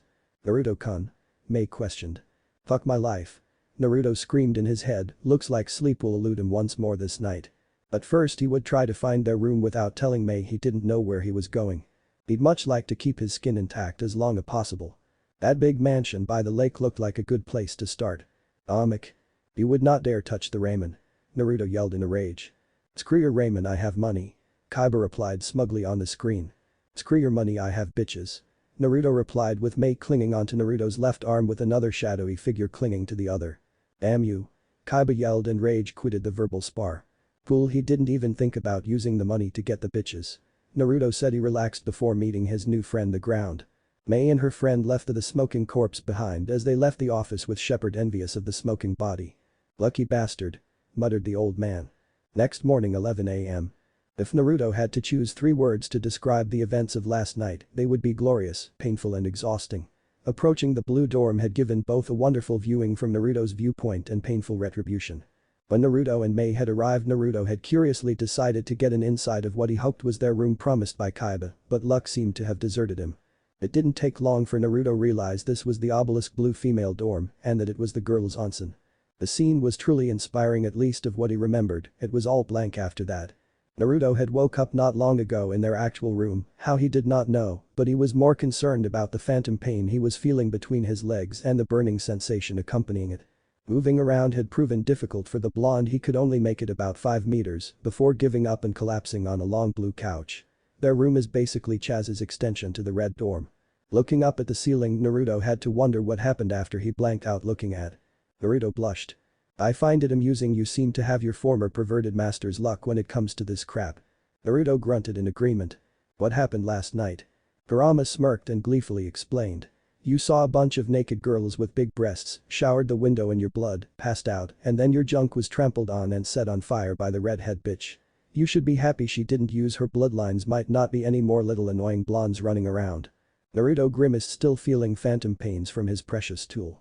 No, I meant after I passed out. Kurama was truly enjoying his misery. Well, after truly proving that you are a perverted fool, the bitch dragged your carcass across the campus before finding some security guard who pointed out where the red dorm really was. She then kicked him in the nuts for staring at her own knockers and then found the only decent looking part to this piece of crap building and dumped your sorry ass on the bed. Well, on the bright side, I did get that sleep I desperately needed. Kurama snorted. Not like you can move around at all today. Naruto shrugged his shoulders. Today is everyone's day off, so they can get accustomed to the island and look around, which I'll do later when I can move. Just as Naruto decided to get comfortable, a certain redhead decided to ruin his day. May's eye twitched as she entered the room, seeing Naruto's lazy position, mistaking it for laziness, which she had been seeing in her boyfriend as of late. The fact she was mostly the cause of this completely going over her head. Naruto's stamina was legendary, him being tired bordered on blasphemy in her mind. No, you are going out today. I won't have you lazing about your immortal existence in my presence, unless it involves me time. May shouted before grabbing the couch-stricken Naruto by the shirt and throwing him outdoor. Naruto crash-landed on dirt littering his front door face first and groaned as he lay there, his muscles protesting any potential movement he made. Maybe I could just lay here, the dirt ain't so bad. Naruto thought, laying there face first with dirt. Coming out the door, the similar scene of inside did not please her whatsoever. Really, Naruto, you're starting to remind me of your friend Shikamaru. I will not have a lazy boyfriend, so I suggest get up and get moving, or I'll make you. May said sweetly with dark aura, scaring the other red dorm student who had come out hearing the noise. Naruto started sweating, trying to force his tired and battered body top his feet. It was an extremely slow and painful process for all parties. It took 5 minutes for him to get to his knees, his ass shaking in the eyes of all witnessing, almost like he was mocking them, but the students could tell watching that blonde was in pain. May's view was different, having seen what the blonde could actually do when he wanted to. May approached the struggling blonde and crouched down to his level. Naruto, where's the credit card Kaiba gave you? She whispered in his ear. In my wallet back pocket. Naruto whimpered, having a bad feeling. May reached in his back pocket, pulling out his wallet and taking the card out and placing it in her cleavage and standing back up. Thanks you, Naruto, have a nice flight. May yelled, kicking Naruto's ass, sending him screaming into orbit towards campus. The red students sweated in terror at the redhead, who to their understanding was supposed to be a dual monster but was apparently moving about. Those thoughts went out of their head quickly when she glared at them, sending them scurrying back inside with a multitude of slamming doors. May scoffed at the cowards as she went back inside their new home. While the accommodation was decent, it needed a woman touch, she thought. Surely Kaiba would understand the expenditures. Scene change, Duel Academy main building. Naruto could be seen lying in a crater right in front of the main building's entrance, with a few students up and about staring at his broken body with shock with a tad of amusement at his positioning. Did you really need to land ass up? Kurama snickered. Shut up furball. Naruto murmured, mouth filled with dirt and ass presented to the sky for all to see. 4 hours later, TA corridor. Naruto wasn't sure which he had preferred, being stared at for hours as he lay in the dirt or be completely lost. Student had offered to help him get first aid, but he insisted he be left alone. He had no interest in seeing that Ms. Fontaine person anytime soon. He had learned she, while also being gym teacher at this school, a word he still shudders at, she was also the nurse. Him being in her care would be last thing he wanted. He really screwed the pooch the first day they met, well, more like Kurama did, but he was the one that kept him in line. Well, in line as he could. They were immortal, they might as well have some fun during this existence. Hopefully there would be during their time at this hell. Yes, hell was definitely a better word here. Naruto danger senses were tingling, they had been ever since arriving at hell. Nowhere to the extreme he had developed during the 4th Shinobi War or even some of his other experience, but enough to warrant his attention at least. Hi there, my name's Jaden, what's yours? Naruto could hear spoken down the corridor. That kid had a set of lungs on him. Reaching the end of the corridor and glancing around the corner, Naruto could see Jaden along with blue-haired sidekick confronting a pair of idiot henchmen. He could tell the type, along with a familiar annoyance from the testing. So your name's Chaz, right? Jaden asked innocently with a pair of glare his reply. Naruto could see the black-haired kid twitching as he yelled his name was Chaz.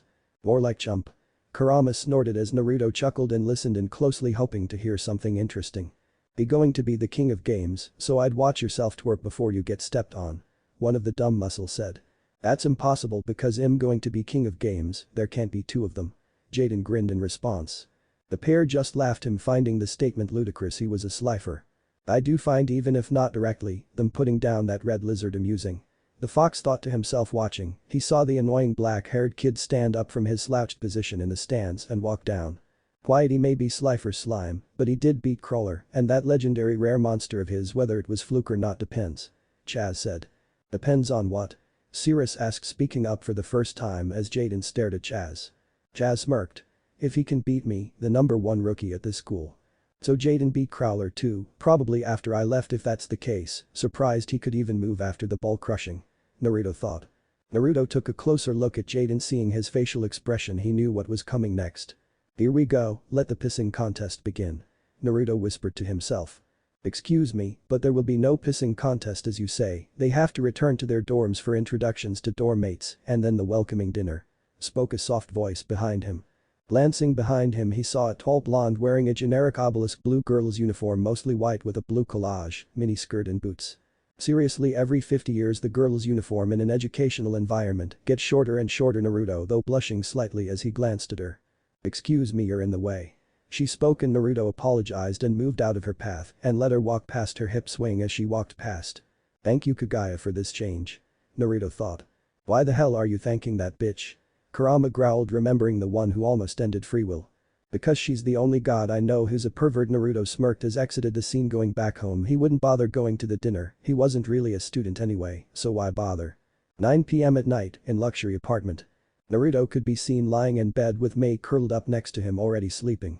She had worn herself out using the computer in the corner of the bedroom all day to make some purchase to spruce up their new home to her taste. Naruto had to talk down Kaiba from coming over, attempting to destroy her card from the expenditures. How could one item, a couch, cost $40,000? He'd never know, plus there was a lot of other expensive items she had purchased. Naruto was quick to compensate moneybags for the trouble with his creation ability with a little extra, so that smoothed things over. He didn't like the threat on Mei's card though. If there was one thing he was always on guard about these days, it was his deck. Her spirit was tied to her card, its destruction would leave him alone, and that was one thing he did not want. Call it selfish, but he needed her in her life. Through some of his other friends were also still around, but she was his other half. He needed her, that was all. There was a sound of whispers outside which caught his attention, adding chakra to his ears. The voices became clearer. Jaden, are you sure you should accept Chaz's challenge? I don't think we're allowed to duel at this time. Whispered one voice, who he figured was Cirrus. I know, but I got to fight him, he seems strong, I might not get another chance. Jaden whispered back.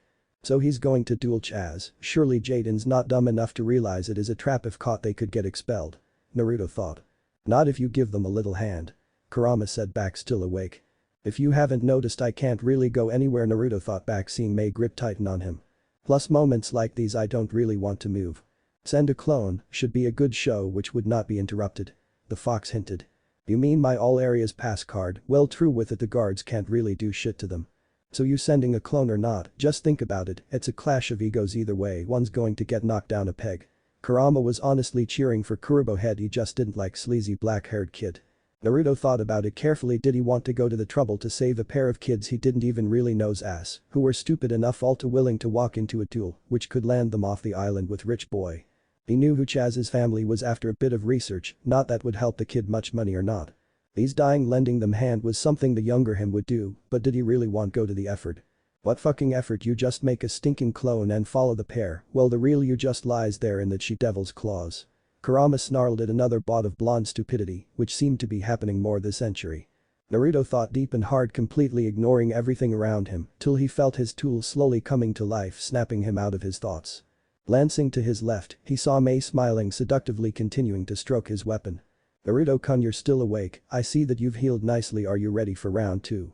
All thought seemingly went out the windows at those words. There was no thinking, only instinct. He attacked. Kurama stared at the two as they begun their dance, having exited the brat's mindscape. At least Naruto still followed some of his instincts. He had changed ever since becoming immortal. While still jovial and outgoing, it was tempered down, and his supposed never-ending desire to help people had dulled down as well. He only really interfered anymore if it was someone he knew and their life was on the line, otherwise he'd leave them be. The fact he hesitated was new. Perhaps there was hope yet for the old Naruto. Kurama curled up and tried to sleep, tuning out all sound around him. Maybe they aren't quite gone, he thought before drifting to sleep. Front of Duel Academy. Jaden was excited. This was chance. He was waiting for a challenge. He could sense this Chaz was powerful. Just how powerful he was he had to wait and see. Time to give his heroes a workout. Jaden? Sira said with a questioning glance ahead of him. Yes, Did you tell anyone else about your duel in the last 5 minutes? Sai, how could I do that? You were there the whole time. Jaden chuckled at the question. Well, that blonde kid we met on the plane seems to be waiting for us. Sirius pointed out, looking at the entrance of the building, seeing an image of the blonde in a sweatshirt and shorts staring at them, arms crossed. Hey there partner, you come to see the scenery?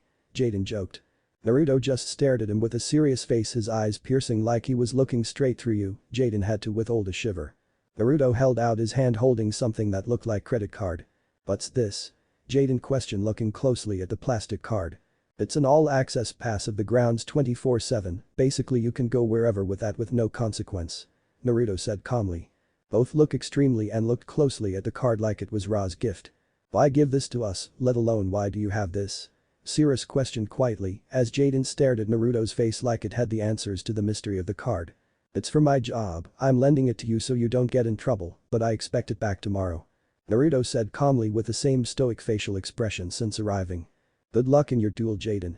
Naruto said and calmly walked around the pair towards the red dorm. The pair looked at his back and wonder why he cared enough to give them this card. They'd question him later. Thanks Naruto, we owe you one, I promise to return it to you. Jaden yelled back and bowed to him. But Sirius, panicking and looking around to see if they were heard. Naruto glanced back at pair and gave a slight smile, which was returned, and the pair of slifers entered the main building, not realizing fate had taken a turn. Good luck, Jaden, the blonde thought before poofing away any all concentration from the real Naruto, most likely going out the window in that moment. Why must I do this? I'm here on a job, not as a student. What is so hard to understand? Naruto raged as he ran around the school track. Today was supposed his first day on the job, guarding the keys from those shadow riders. He had reported to Shepard to ask about his duties, but was immediately informed he was to go to class. He had tried to worm his way out of it, saying how could he protect the keys if he wasn't nearby. Shepard's response did not please him at all. The Shadow's rider won't attack till mid-year. If that's the case, why the hell was I sent now? Naruto screamed internally, noticeably picking up his version of a slow jog pace around the track, burning his completion in his wake. Naruto, you better slowly down, you're moving too quick. Kurama warned. Sorry, I'm not exactly in a happy mood, thank you. Naruto groaned in his mind. I'm sure the clown class certainly helped that mood. No, it certainly did not. Minutes after discovering he must attend class, he was there listening to Crowler drivel on about crap he already knew. What didn't help his mood was the feeling of non-stop inquisitive stares he was getting non-stop. While watching Jaden one-up the Crowler, who was clearly beast bastard, had been a nice distraction. The stares would never end. He used to love being the center of attention, but no so much anymore. He was older, more experienced, he didn't crave that attention. One stare in particular had been piercing by one Chaz Princeton, Naruto knew why. Jaden had given back his card with many thanks on his parts. Apparently himself, Cirrus, Chaz, and some girl called Alexis had been found by security, but because of that pass, they allowed to finish their duel with Jaden winning before being escorting back to their dorms. Chaz must surely hate him even above Jaden now, not which is much of a real problem to deal with. After Crowler's class he had tried to escape back to his home before he was dragged by Jaden himself to gym class, and oh lord he hated it. I feel like him moving slow motion. Naruto complained to himself. He pretends to pant to not fully stand out despite being a full lap ahead of everyone else. Kurama rolls his eyes. Why bother, they all know you're weird anyway, with seeing the red harlot moving around the campus like she owned the place, you think that's normal in their eyes? Kurama remarks. Not really, no. Kurama rolled his eyes. Just finish your lap so you can get dismissed for the day. Naruto grunted affirmation before picking up the pace a little. Time skip finished laps preparing to get changed. Naruto sighed in relief as his final lap was checked off by Ms. Fontaine, who apparently doubled gym class with nursing. Okay Naruto, you're done for the day. Thank God. And quickly walked towards the change room. Just a minute. Ms. Fontaine called out, stopping Naruto in his tracks, who turned to face her. I must say Naruto, that was quickest time around track ever, well done. She beamed at him. Naruto chuckled nervously in thanks. It was so good that you blitzed the old 20-lap record by a solid 7 minutes. She continued to beam with her eyes closed. Naruto started sweating at his mistake. Shit, I was still moving too fast, Naruto yelled to himself. When you zone out Dumbus you don't control your speed, and you do that a lot.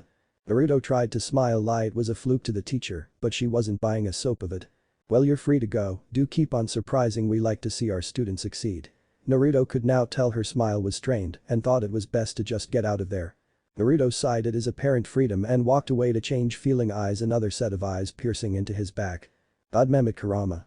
Naruto growled as he entered the change room. Honda stared at her student's retreating figure with a calculating stare. She knew he had some of the most unique dual spirits ever seen and that he was involved with the god cards. Now he could apparently outsprint the rest of student population. This kid is filled with too many questions and little answers. I best inform Shepard about this, he's suspicious well for some reason. Change room. Naruto sighed in relief when he changed into the new attire May had brought with Kaiba, his own money. Jeans with holes in the knees, black sleeveless muscle shirt, a copy of his red sage coat and black sneakers. He didn't mind the new clothes better than the uniform, that's for sure. Hey Naruto, can we ask you something? Asked an approaching Jaden with Cirrus tagging along, who looked a tad apologetic at him. Raising an eyebrow at the sudden request but agreed. Shoot. What's dating? Dead silence accompanied that question for a solid 2 minutes. Wah? Naruto choked out. Oh god, what a bonehead. Kurama laughed non-stop, giving Naruto a headache, who closed the link to spare some of his sanity. Jaden, are you being serious with that question? Naruto said seriously, staring deep into Jaden's eyes. Sorry Naruto, Jaden is being serious, I just didn't have it in me to tell him sorry. Sira said, embarrassed. I know your pain, kid. Naruto thought before going into detail so he would never be asked this again. Time skip 11 p.m. Red dorm. It had been a horrible day for the blonde, not a single moment of like whatsoever. He didn't know what was worse, the constant prickling stares in his back, or having to explain to Jaden everything he knew in years of experience dating May, when suddenly question about what marriage was. Naruto shooed them out of his sight, telling them to ask a girl his patience that day at its end. How that Alexis girl in the letter was interested in this airhead he'd never know, even he knew what love was that age. He unknowingly set into motion the events that will play out shortly. I have to go through that again, Kami hates me, Naruto internally cried to himself in bed with May clutching onto him asleep. No, that's fate who hates you. That's not helping. Why would I help you? The fox asked incredulously. Bastard furball. He thought as his PDA started to ring next to his bed at 11 at night, carefully getting up with his feet touching the ground on the side of the bed. He turned on the light and answered the call. This better be good. We have your friends Jaden and Cirrus hostage at the Blue Girl dorm. I want you here in 30 minutes or I can't guarantee their safety. Spoke an ominous voice which was clearly fake before hanging up. You can't be fucking serious. Naruto thought blankly. What the fuck did those morons do? Kurama spoke equally as stunned. Naruto tried to think about this carefully. They were taken hostage by someone, most likely a girl, if the location states anything. Their life was apparently in the balance. What they could have done to piss off a girl so much. It struck him like a bolt of lightning. No, they fucking didn't. Naruto yelled. Kurama bashed his head against his paw in disbelief. How could that moron go ask the very girl who sent the letter what love was? How stupid can you get? Naruto screamed. This kid's a lot worse than you, and that's saying something. Naruto growled to himself now that girl was calling him out. Well, he was about 90% sure his theory was correct. Did he want to risk that 10% of being wrong? Plus he was curious why they were interested in him. Hein, that bitch wants me, she's got me. Unknowing to him, behind him Mei was wide awake from the screaming Naruto made, and she had overheard what he said. Well, mostly. Bitch wants Naruto. She murmured out loud, getting Naruto's attention, who started sweating at the ominous feeling coming out of her being. Naruto, who is this bitch you're seeing? Mei growled as she made hand signs for a jutsu. Naruto knew he was deep shit. Explaining won't do much when Mei was in this state, plus he was on a time limit, so he did what came natural. Naruto speedily kissed and grabbed a white shirt, running out the door, a spitball of lava narrowly missing his head. You'll get it when he comes back. Mei growled to herself. Outside. As Naruto ran towards the obelisk lake, he tried put out the small embers on his shirt. Mei's lava ball went through. Thank God she missed. I need this head. Naruto used his full speed without powering up to reach the lake in seconds, spotting a rowboat. He prepared to get in, but sensed a presence nearby. Using a hinge to blend in with a tree, he spotted what looked like Crowler decked out in scuba gear. Now just where are you going? In his haste, he completely missed a ball of light rush after him. Outside obelisk girl dorms. The trio of girls stood waiting, facing the water, waiting for their guest to arrive. Ladies, is being tied up necessary?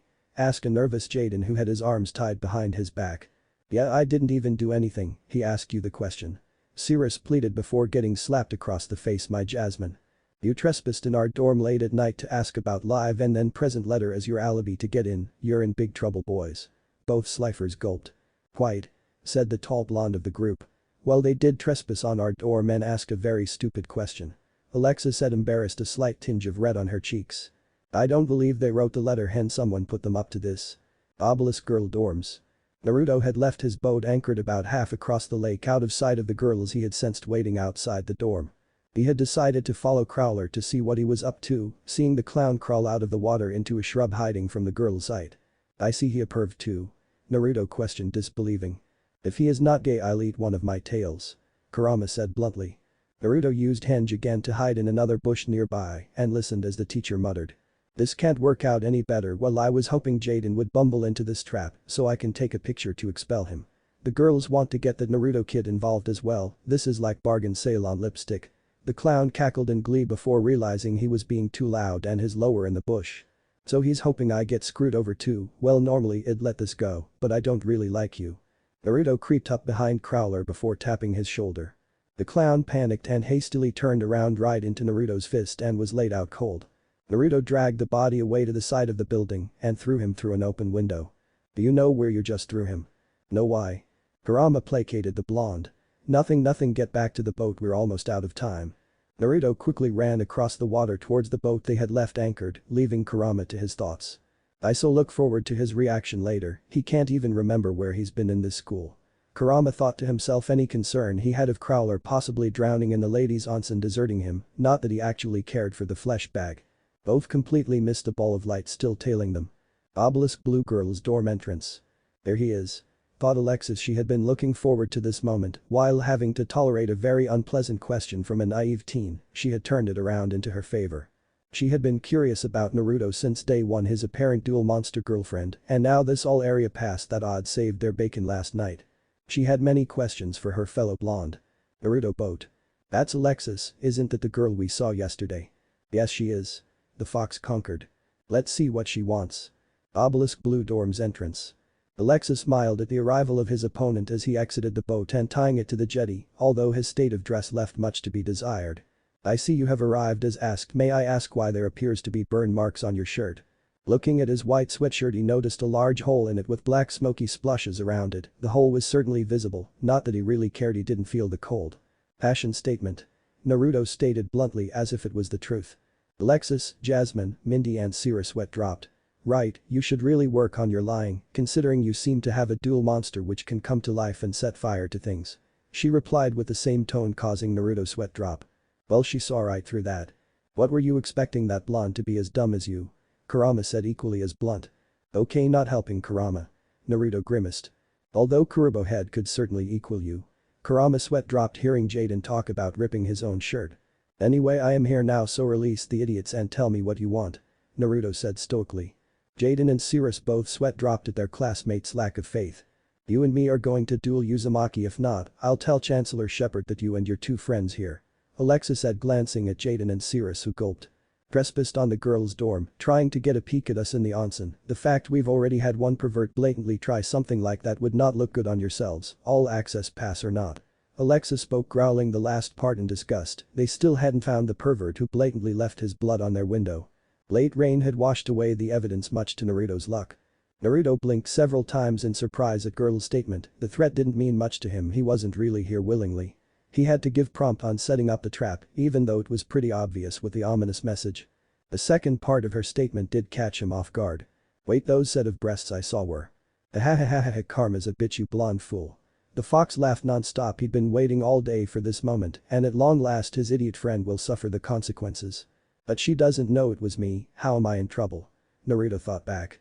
The fact he'd seen the girl in front of him naked, rolling completely off his back, centuries he'd seen the rise and fall of some of the world's massive perverts. Jiraiya always said he would get him one day, it just wouldn't be while he was still in the land of the living. I'm sure he would be proud of the man you've become, Naruto. While not same as you used to be in your youth, you still hold those principles of peace your former master had. Naruto smiled wistfully at the comment, good memories returning. Thanks, Kurama. Now you going to accept the chicks challenge? You've been bored since you got here. True, haven't had much excitement since I got here during the days, perhaps the night is the way to go. Unknown to Naruto, he had gotten several weird stares from his audience at the silence. Jasmine, Mindy and Cirrus thought he was in shock. Jaden was getting hyped at the potential dual consequences of their wrongdoing escaping him. Alexis was just plain and annoyed at the blatant disrespect from her future opponent. They would duel, and it would be now. Hey, stop daydreaming and make a decision. We dueling or are you getting kicked off the island? Alexis yelled angrily. I'll win this duel, then he'll answer my questions. Her main priority went out the window. Naruto's sweat dropped. The girl's anger was giving vivid reminders of a certain someone he'd left back in bed. Giving a sigh, he nodded. He might as well, the Slifer twins were starting to grow on him. You dueling now?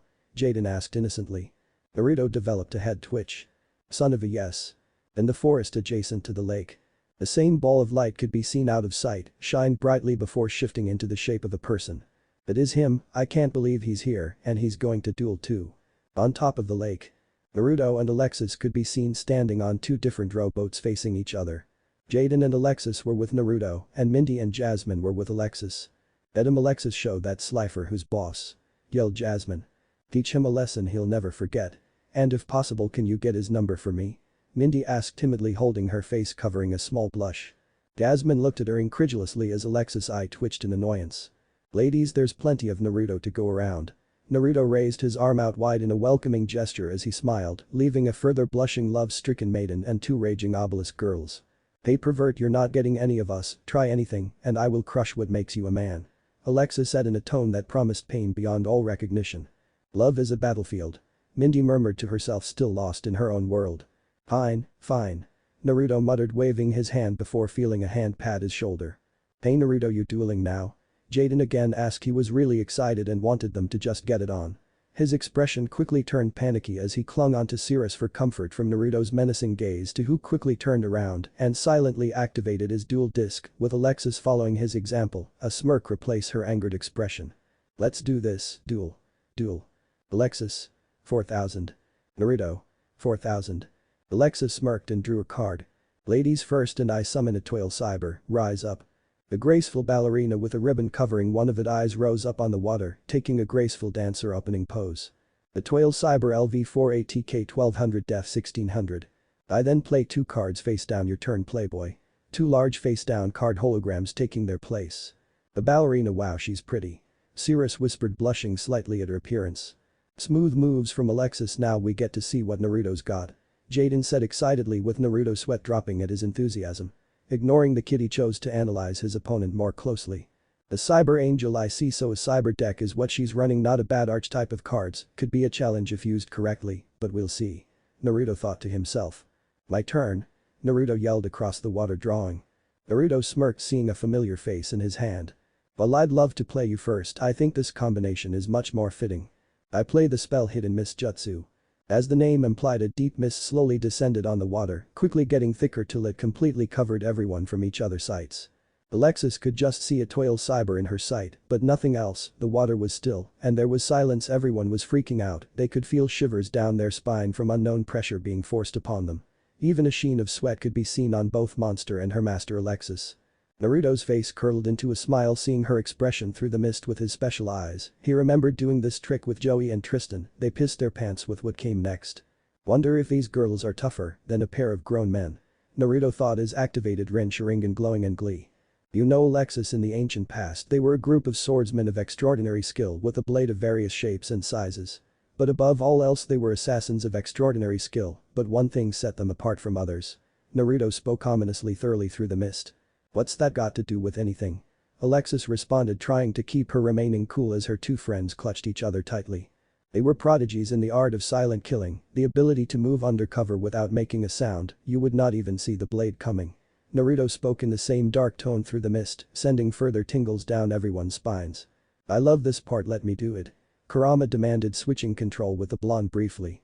8 points, larynx, spine, lungs, liver, jugular, subclavian artery, kidneys, heart.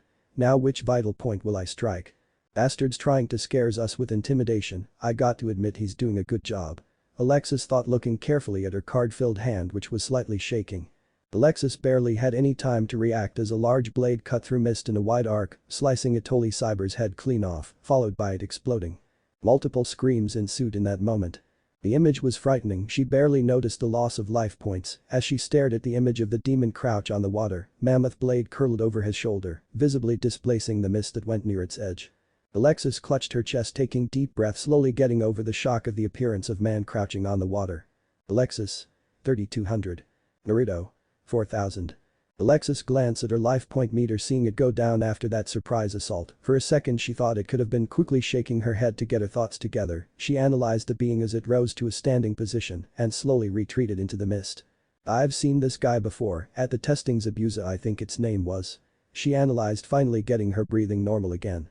Well, this man certainly has the presence of an assassin, wonder if Naruto's cards are actually remakes of historical figures of the past. Alexis would later learn how right she was. While impressed by the monster, inwardly she was seething at the move pulled by the blonde. There was no rule to say you can't make your moves silently as long the card effects in play are done correctly. It was just more respectful of your opponent to verbally state your moves, and the fact he has a mist blocking her view of everything made the situation even worse from her standpoint.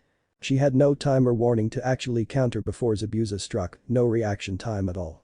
One of her traps, double pass, would have made it into a direct attack. It made her wonder if Zabuza was a real person, how his enemies felt in their final moments, would they even have time to have a final moment before they died? It was an overall scary thought. Naruto, I didn't think you were the type to cheat to win your matches after your display with Crowler.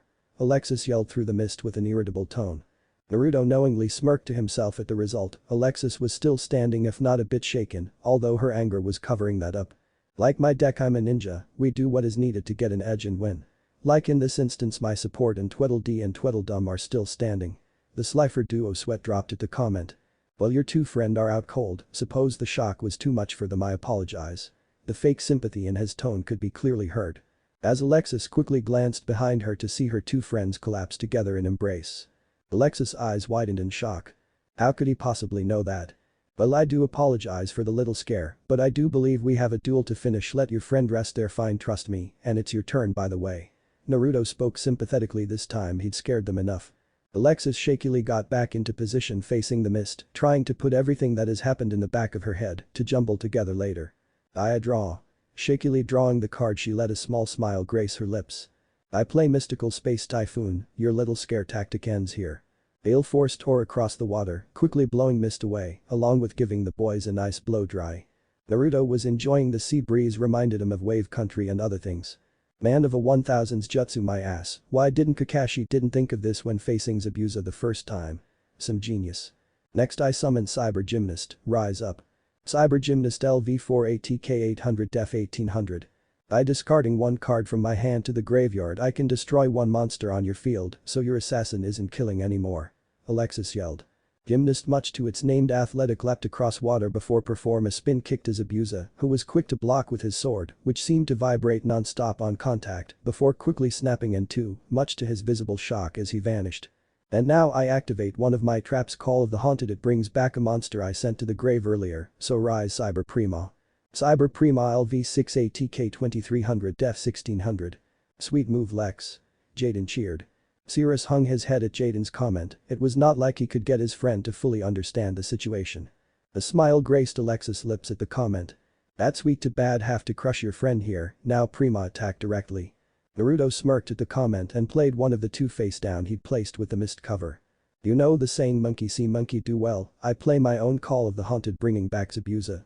Zabuza rose out of the water with a menacing glare in his eye, clearly he wasn't happy with his sword's brief destruction. My monster is still stronger, so there was no point in that move, Prima attack. Alexis yelled out. Cyber Prima streaked across the water, but was suddenly stopped in mid-air by a tendril of water enveloping her leg. She struggled before the water quickly consumed her in a liquid bubble. Before you blow your top, I played my other trap water prison. Naruto calmly spoke with his other face down, flipping up, showing what looked like Kakashi trapped in the bubble. It traps your Prima in, as you can see, a ball of water. It cannot attack or change battle mode. Better luck next time, you really should learn to observe your surroundings more. One could see the mocking grin on his face clear as day. If there was any fears inside Alexis from the earlier, they had all but evaporated under a mountain of rage. She could see the grin getting wider as her rage boiled, so she tried taking deep breaths to calm down. He seems to enjoy toying with one's emotions, at least during duels. I need to stay calm, I can't give him any more satisfaction. I play one face down your move, Naruto. Naruto could see her visibly calming down and was impressed. But she's using her head and not completely falling for my tactics. He thought, drawing. Alexis 3200. Naruto 4000. Alright Zabuza, your job is done today, so I sacrifice him to summon Kakashi in attack mode. Kakashi Haddock LV6 ATK 2400, Def 2100. Naruto's old teacher took a lazy stance on the field reading his porn. Naruto's eye twitched at the sight, even now he didn't change. Boy Kakashi, stop focusing on your porn but on the duel. Kakashi lazily raised his head from his book before briefly looking at his opponents before returning to his books. I see 3 ladies opposing you, must be your lucky day Naruto, one is even wet for you. Kakashi lazily drawled as he flipped a page, leaving several gobsmacked expressions. The twitch in Naruto's eye got bigger time and place. Kakashi now is nodded. What is going on? This the second person he's summoned which seems to be able to actively communicate with people, it doesn't make sense. Alexis thought, staring in shock. Yo Kakashi, dig the mask thing. Jaden called out to the masked ninja, who raised an eyebrow at the kid's laid-back attitude to his being alive. Naruto, you got some sweet-ass dual spirits, wish mine could do this. Jaden added the thought of being able to speak to the likes of Burstinatrix or Sparkman, pleasing him to no end. Kid's half right, I suppose we could be called dual spirits. Thought Kakashi he could also. That statement seemed to have calmed down the blonde girl, perhaps this was the way to go when dealing with those sort of questions at this school. Naruto, while liking the compliment, was more interested in getting his duel over with. He had a hot-tempered girlfriend at home, plus he had started sensing someone else watching them since they duel started and was curious who could possibly hide from his sight so long. Okay Kakashi, use your Sharingan to copy gymnast ability. Kakashi put his book away before raising his height, uncovering a red eye with 3 comma marks swirling. Kakashi's eye lets him steal one of his opponent's abilities till he leaves the field, so like you did I am going to send one card to the grave and destroy Prima, but don't forget Kakashi can still attack Gymnast as well. Naruto called out. Kakashi pointed both hands to the ground as they both started sparking with electricity, which grew in strength by the second till his fabled Chidori came to life in both hands. The noise was piercing, leading to the students still awake to block their ears. Realizing his opponents were stationary, he quickly body flickered in between both female monsters, much to everyone's shock. Passed. Was the collective thought. Lightning Blade 2 hit thrust. Kakashi yelled as he stabbed both arms straight through both opponents, pulling his arms out. He quickly jumped away as they exploded, rocking the water surface with quite some force, creative small waves which pushed against both boat which were anchored in place. One card face down, and that is all from me. Naruto said, not really fazed by Kakashi's technique. Alexis gave a hard stare at Kakashi, who stared back evenly at her. This is so weird, are they really dual spirits? That move was definitely real, I feel the heat generated from that lightning in his hands. My move. Alexis. 1600. Naruto 4000. I play Card of Sanctity, we both draw till we have 6 cards in our hands. Alexis drew 6 cards with Naruto his own 5 cards. Now I play the Warrior Returning Alive, which brings a Toil Cyber back to my hand. Alexis then opened the slot in the side of the disc. I plat Fusion Gate, which allow me to fusion summon any monster as long as have the material in my hand, like these two. Alexis yelled, raising a Toil Cyber and Blade Skater in her hand, which seemingly disappeared into a dark void that appeared in the sky. I never understood how one gets their cards back when they just fly into space. Naruto sweat dropped. I fusion summon Cyber Blader. Alexis yelled. The beautiful skater skated across the water with a red visor on her face and long blue hair. Cyberblader LV7ATK2100 Def 800. She might not be strong enough in a straight-up fight with your monster. I'm not a monster, thank you very much, just an educator. Kakashi said, offering Alexis a thumbs up. Betting numerous incredulous stares, Naruto included. Well, be like that then. Kakashi pouted and turned back to his book he pulled back out of his pouch. As I was saying. Alexis growled. Cyberblader might not be strong enough in a straight-up fight, but that changes when I equip her with fusion weapon which raise her attack and defense by 1500 points. Cyberblader ATK 3600. The sword and shield whisked into existence onto Cyber's blader's being as she pointed the blade at Kakashi, who sweat dropped at the weapon. Well, that's not good. Any chance you could help your awesome old teacher Naruto? Kakashi chuckled nervously as he glanced with his Sharingan, pleading Naruto for assistance. What teacher? Naruto questioned, as if confused, cleaning out his ear with his pinky finger. Naruto, don't do this. Kakashi pleaded. Do it, meatbag. Kurama pleaded, equally in his head. I don't seem to recall much teaching of myself involved in my youth, a lot of Sasuke though could be mistaken. Naruto shrugged his shoulders, turning his back to the duel. Hakushi stared deadpanned at his old student, abandoned just like that. Perhaps it was sign. A time to change and not be the lazy porn reading and hours late teacher that he was. Nope. Kakashi murmured before vanishing into golden light just as Cyberblader had swung at him. Knew he'd do that. Naruto sked, moving Kakashi's card back to his pocket. Blinked multiple times at the sight. What just happened? Naruto sighed, why his teacher just couldn't take pain like a man. Don't worry about it, you beat him, see my life points went down. Alexis hesitated before finishing her move. Okay, I play a card face down and end my turn. Alexis. 1600. Naruto. 2800. Naruto sighed as he drew his card, leave it to Kakashi to make things weird. Both Jaden and Sira stared deadpanned at Naruto. He ran away, that was so not cool. Jaden spoke seriously for the first time. Yep, sounds like him. Naruto replied with seriousness, he could feel an aura of sadness from his pocket after that comment. Damn it, Kakashi. He needs to grow a pair. Kurama deadpanned. Naruto shook his head in agreement before making his move. Need to play this right. For now I'll defend, but I can't overdo it, otherwise Cyberblader's strength will double. I can't summon 3 monsters this turn, I need to hold on. I play 1 face down monster in defense mode and 1 face down card, that's all for now. 2 cards appearing face down. Alexis. 1600. Naruto. 2800. Not much a move, Naruto, oh well. Cyberblader, destroy his face down. Alexis commanded, which was swiftly done. Well, she didn't last long. Naruto sighed, seeing Hinata once again get annihilated. Alexis. 1600. Naruto. 2800. My move. Okay, with this combo I should end this, then I can tend to that matter. Naruto thought, seriously glancing into the treeline where he saw a shadow duck down. Okay, first by sending the top card to my graveyard I can special summon Sakura Haruno in attack mode. Sakura Haruno LV2ATK 500 Def 500. Sakura rose from her crouched position, briefly adjusting her gloves before taking a stance. Thank God the Howler didn't stick around. Kurama thought to himself, the last time they saw each other for no explicable reason she had thrown him head first into the ocean miles out. The embarrassment he suffered flailing around in the water like a drowned puppy would never be forgotten by the only witness of Sanbi who had helped him back to shore. On second thought, Naruto, bring her ass back here, I demand vengeance. Kurama's words resonating through Naruto's skull, who had only heard the second half of Kurama's welching. Not going to bothering making sense of that. Next I play Monster Reborn, bringing back Kakashi in attack mode. Naruto said.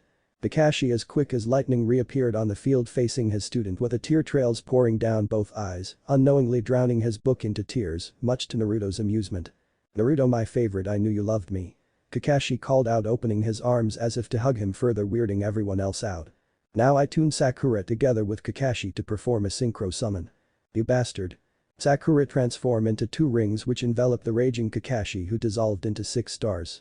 Another synchro summon, this should be interesting. Alexis said, crossing her arms. Finally what I wanted to see. Jaden screamed in his head. Alright, I summon the 3rd Tsuchikage Inoki.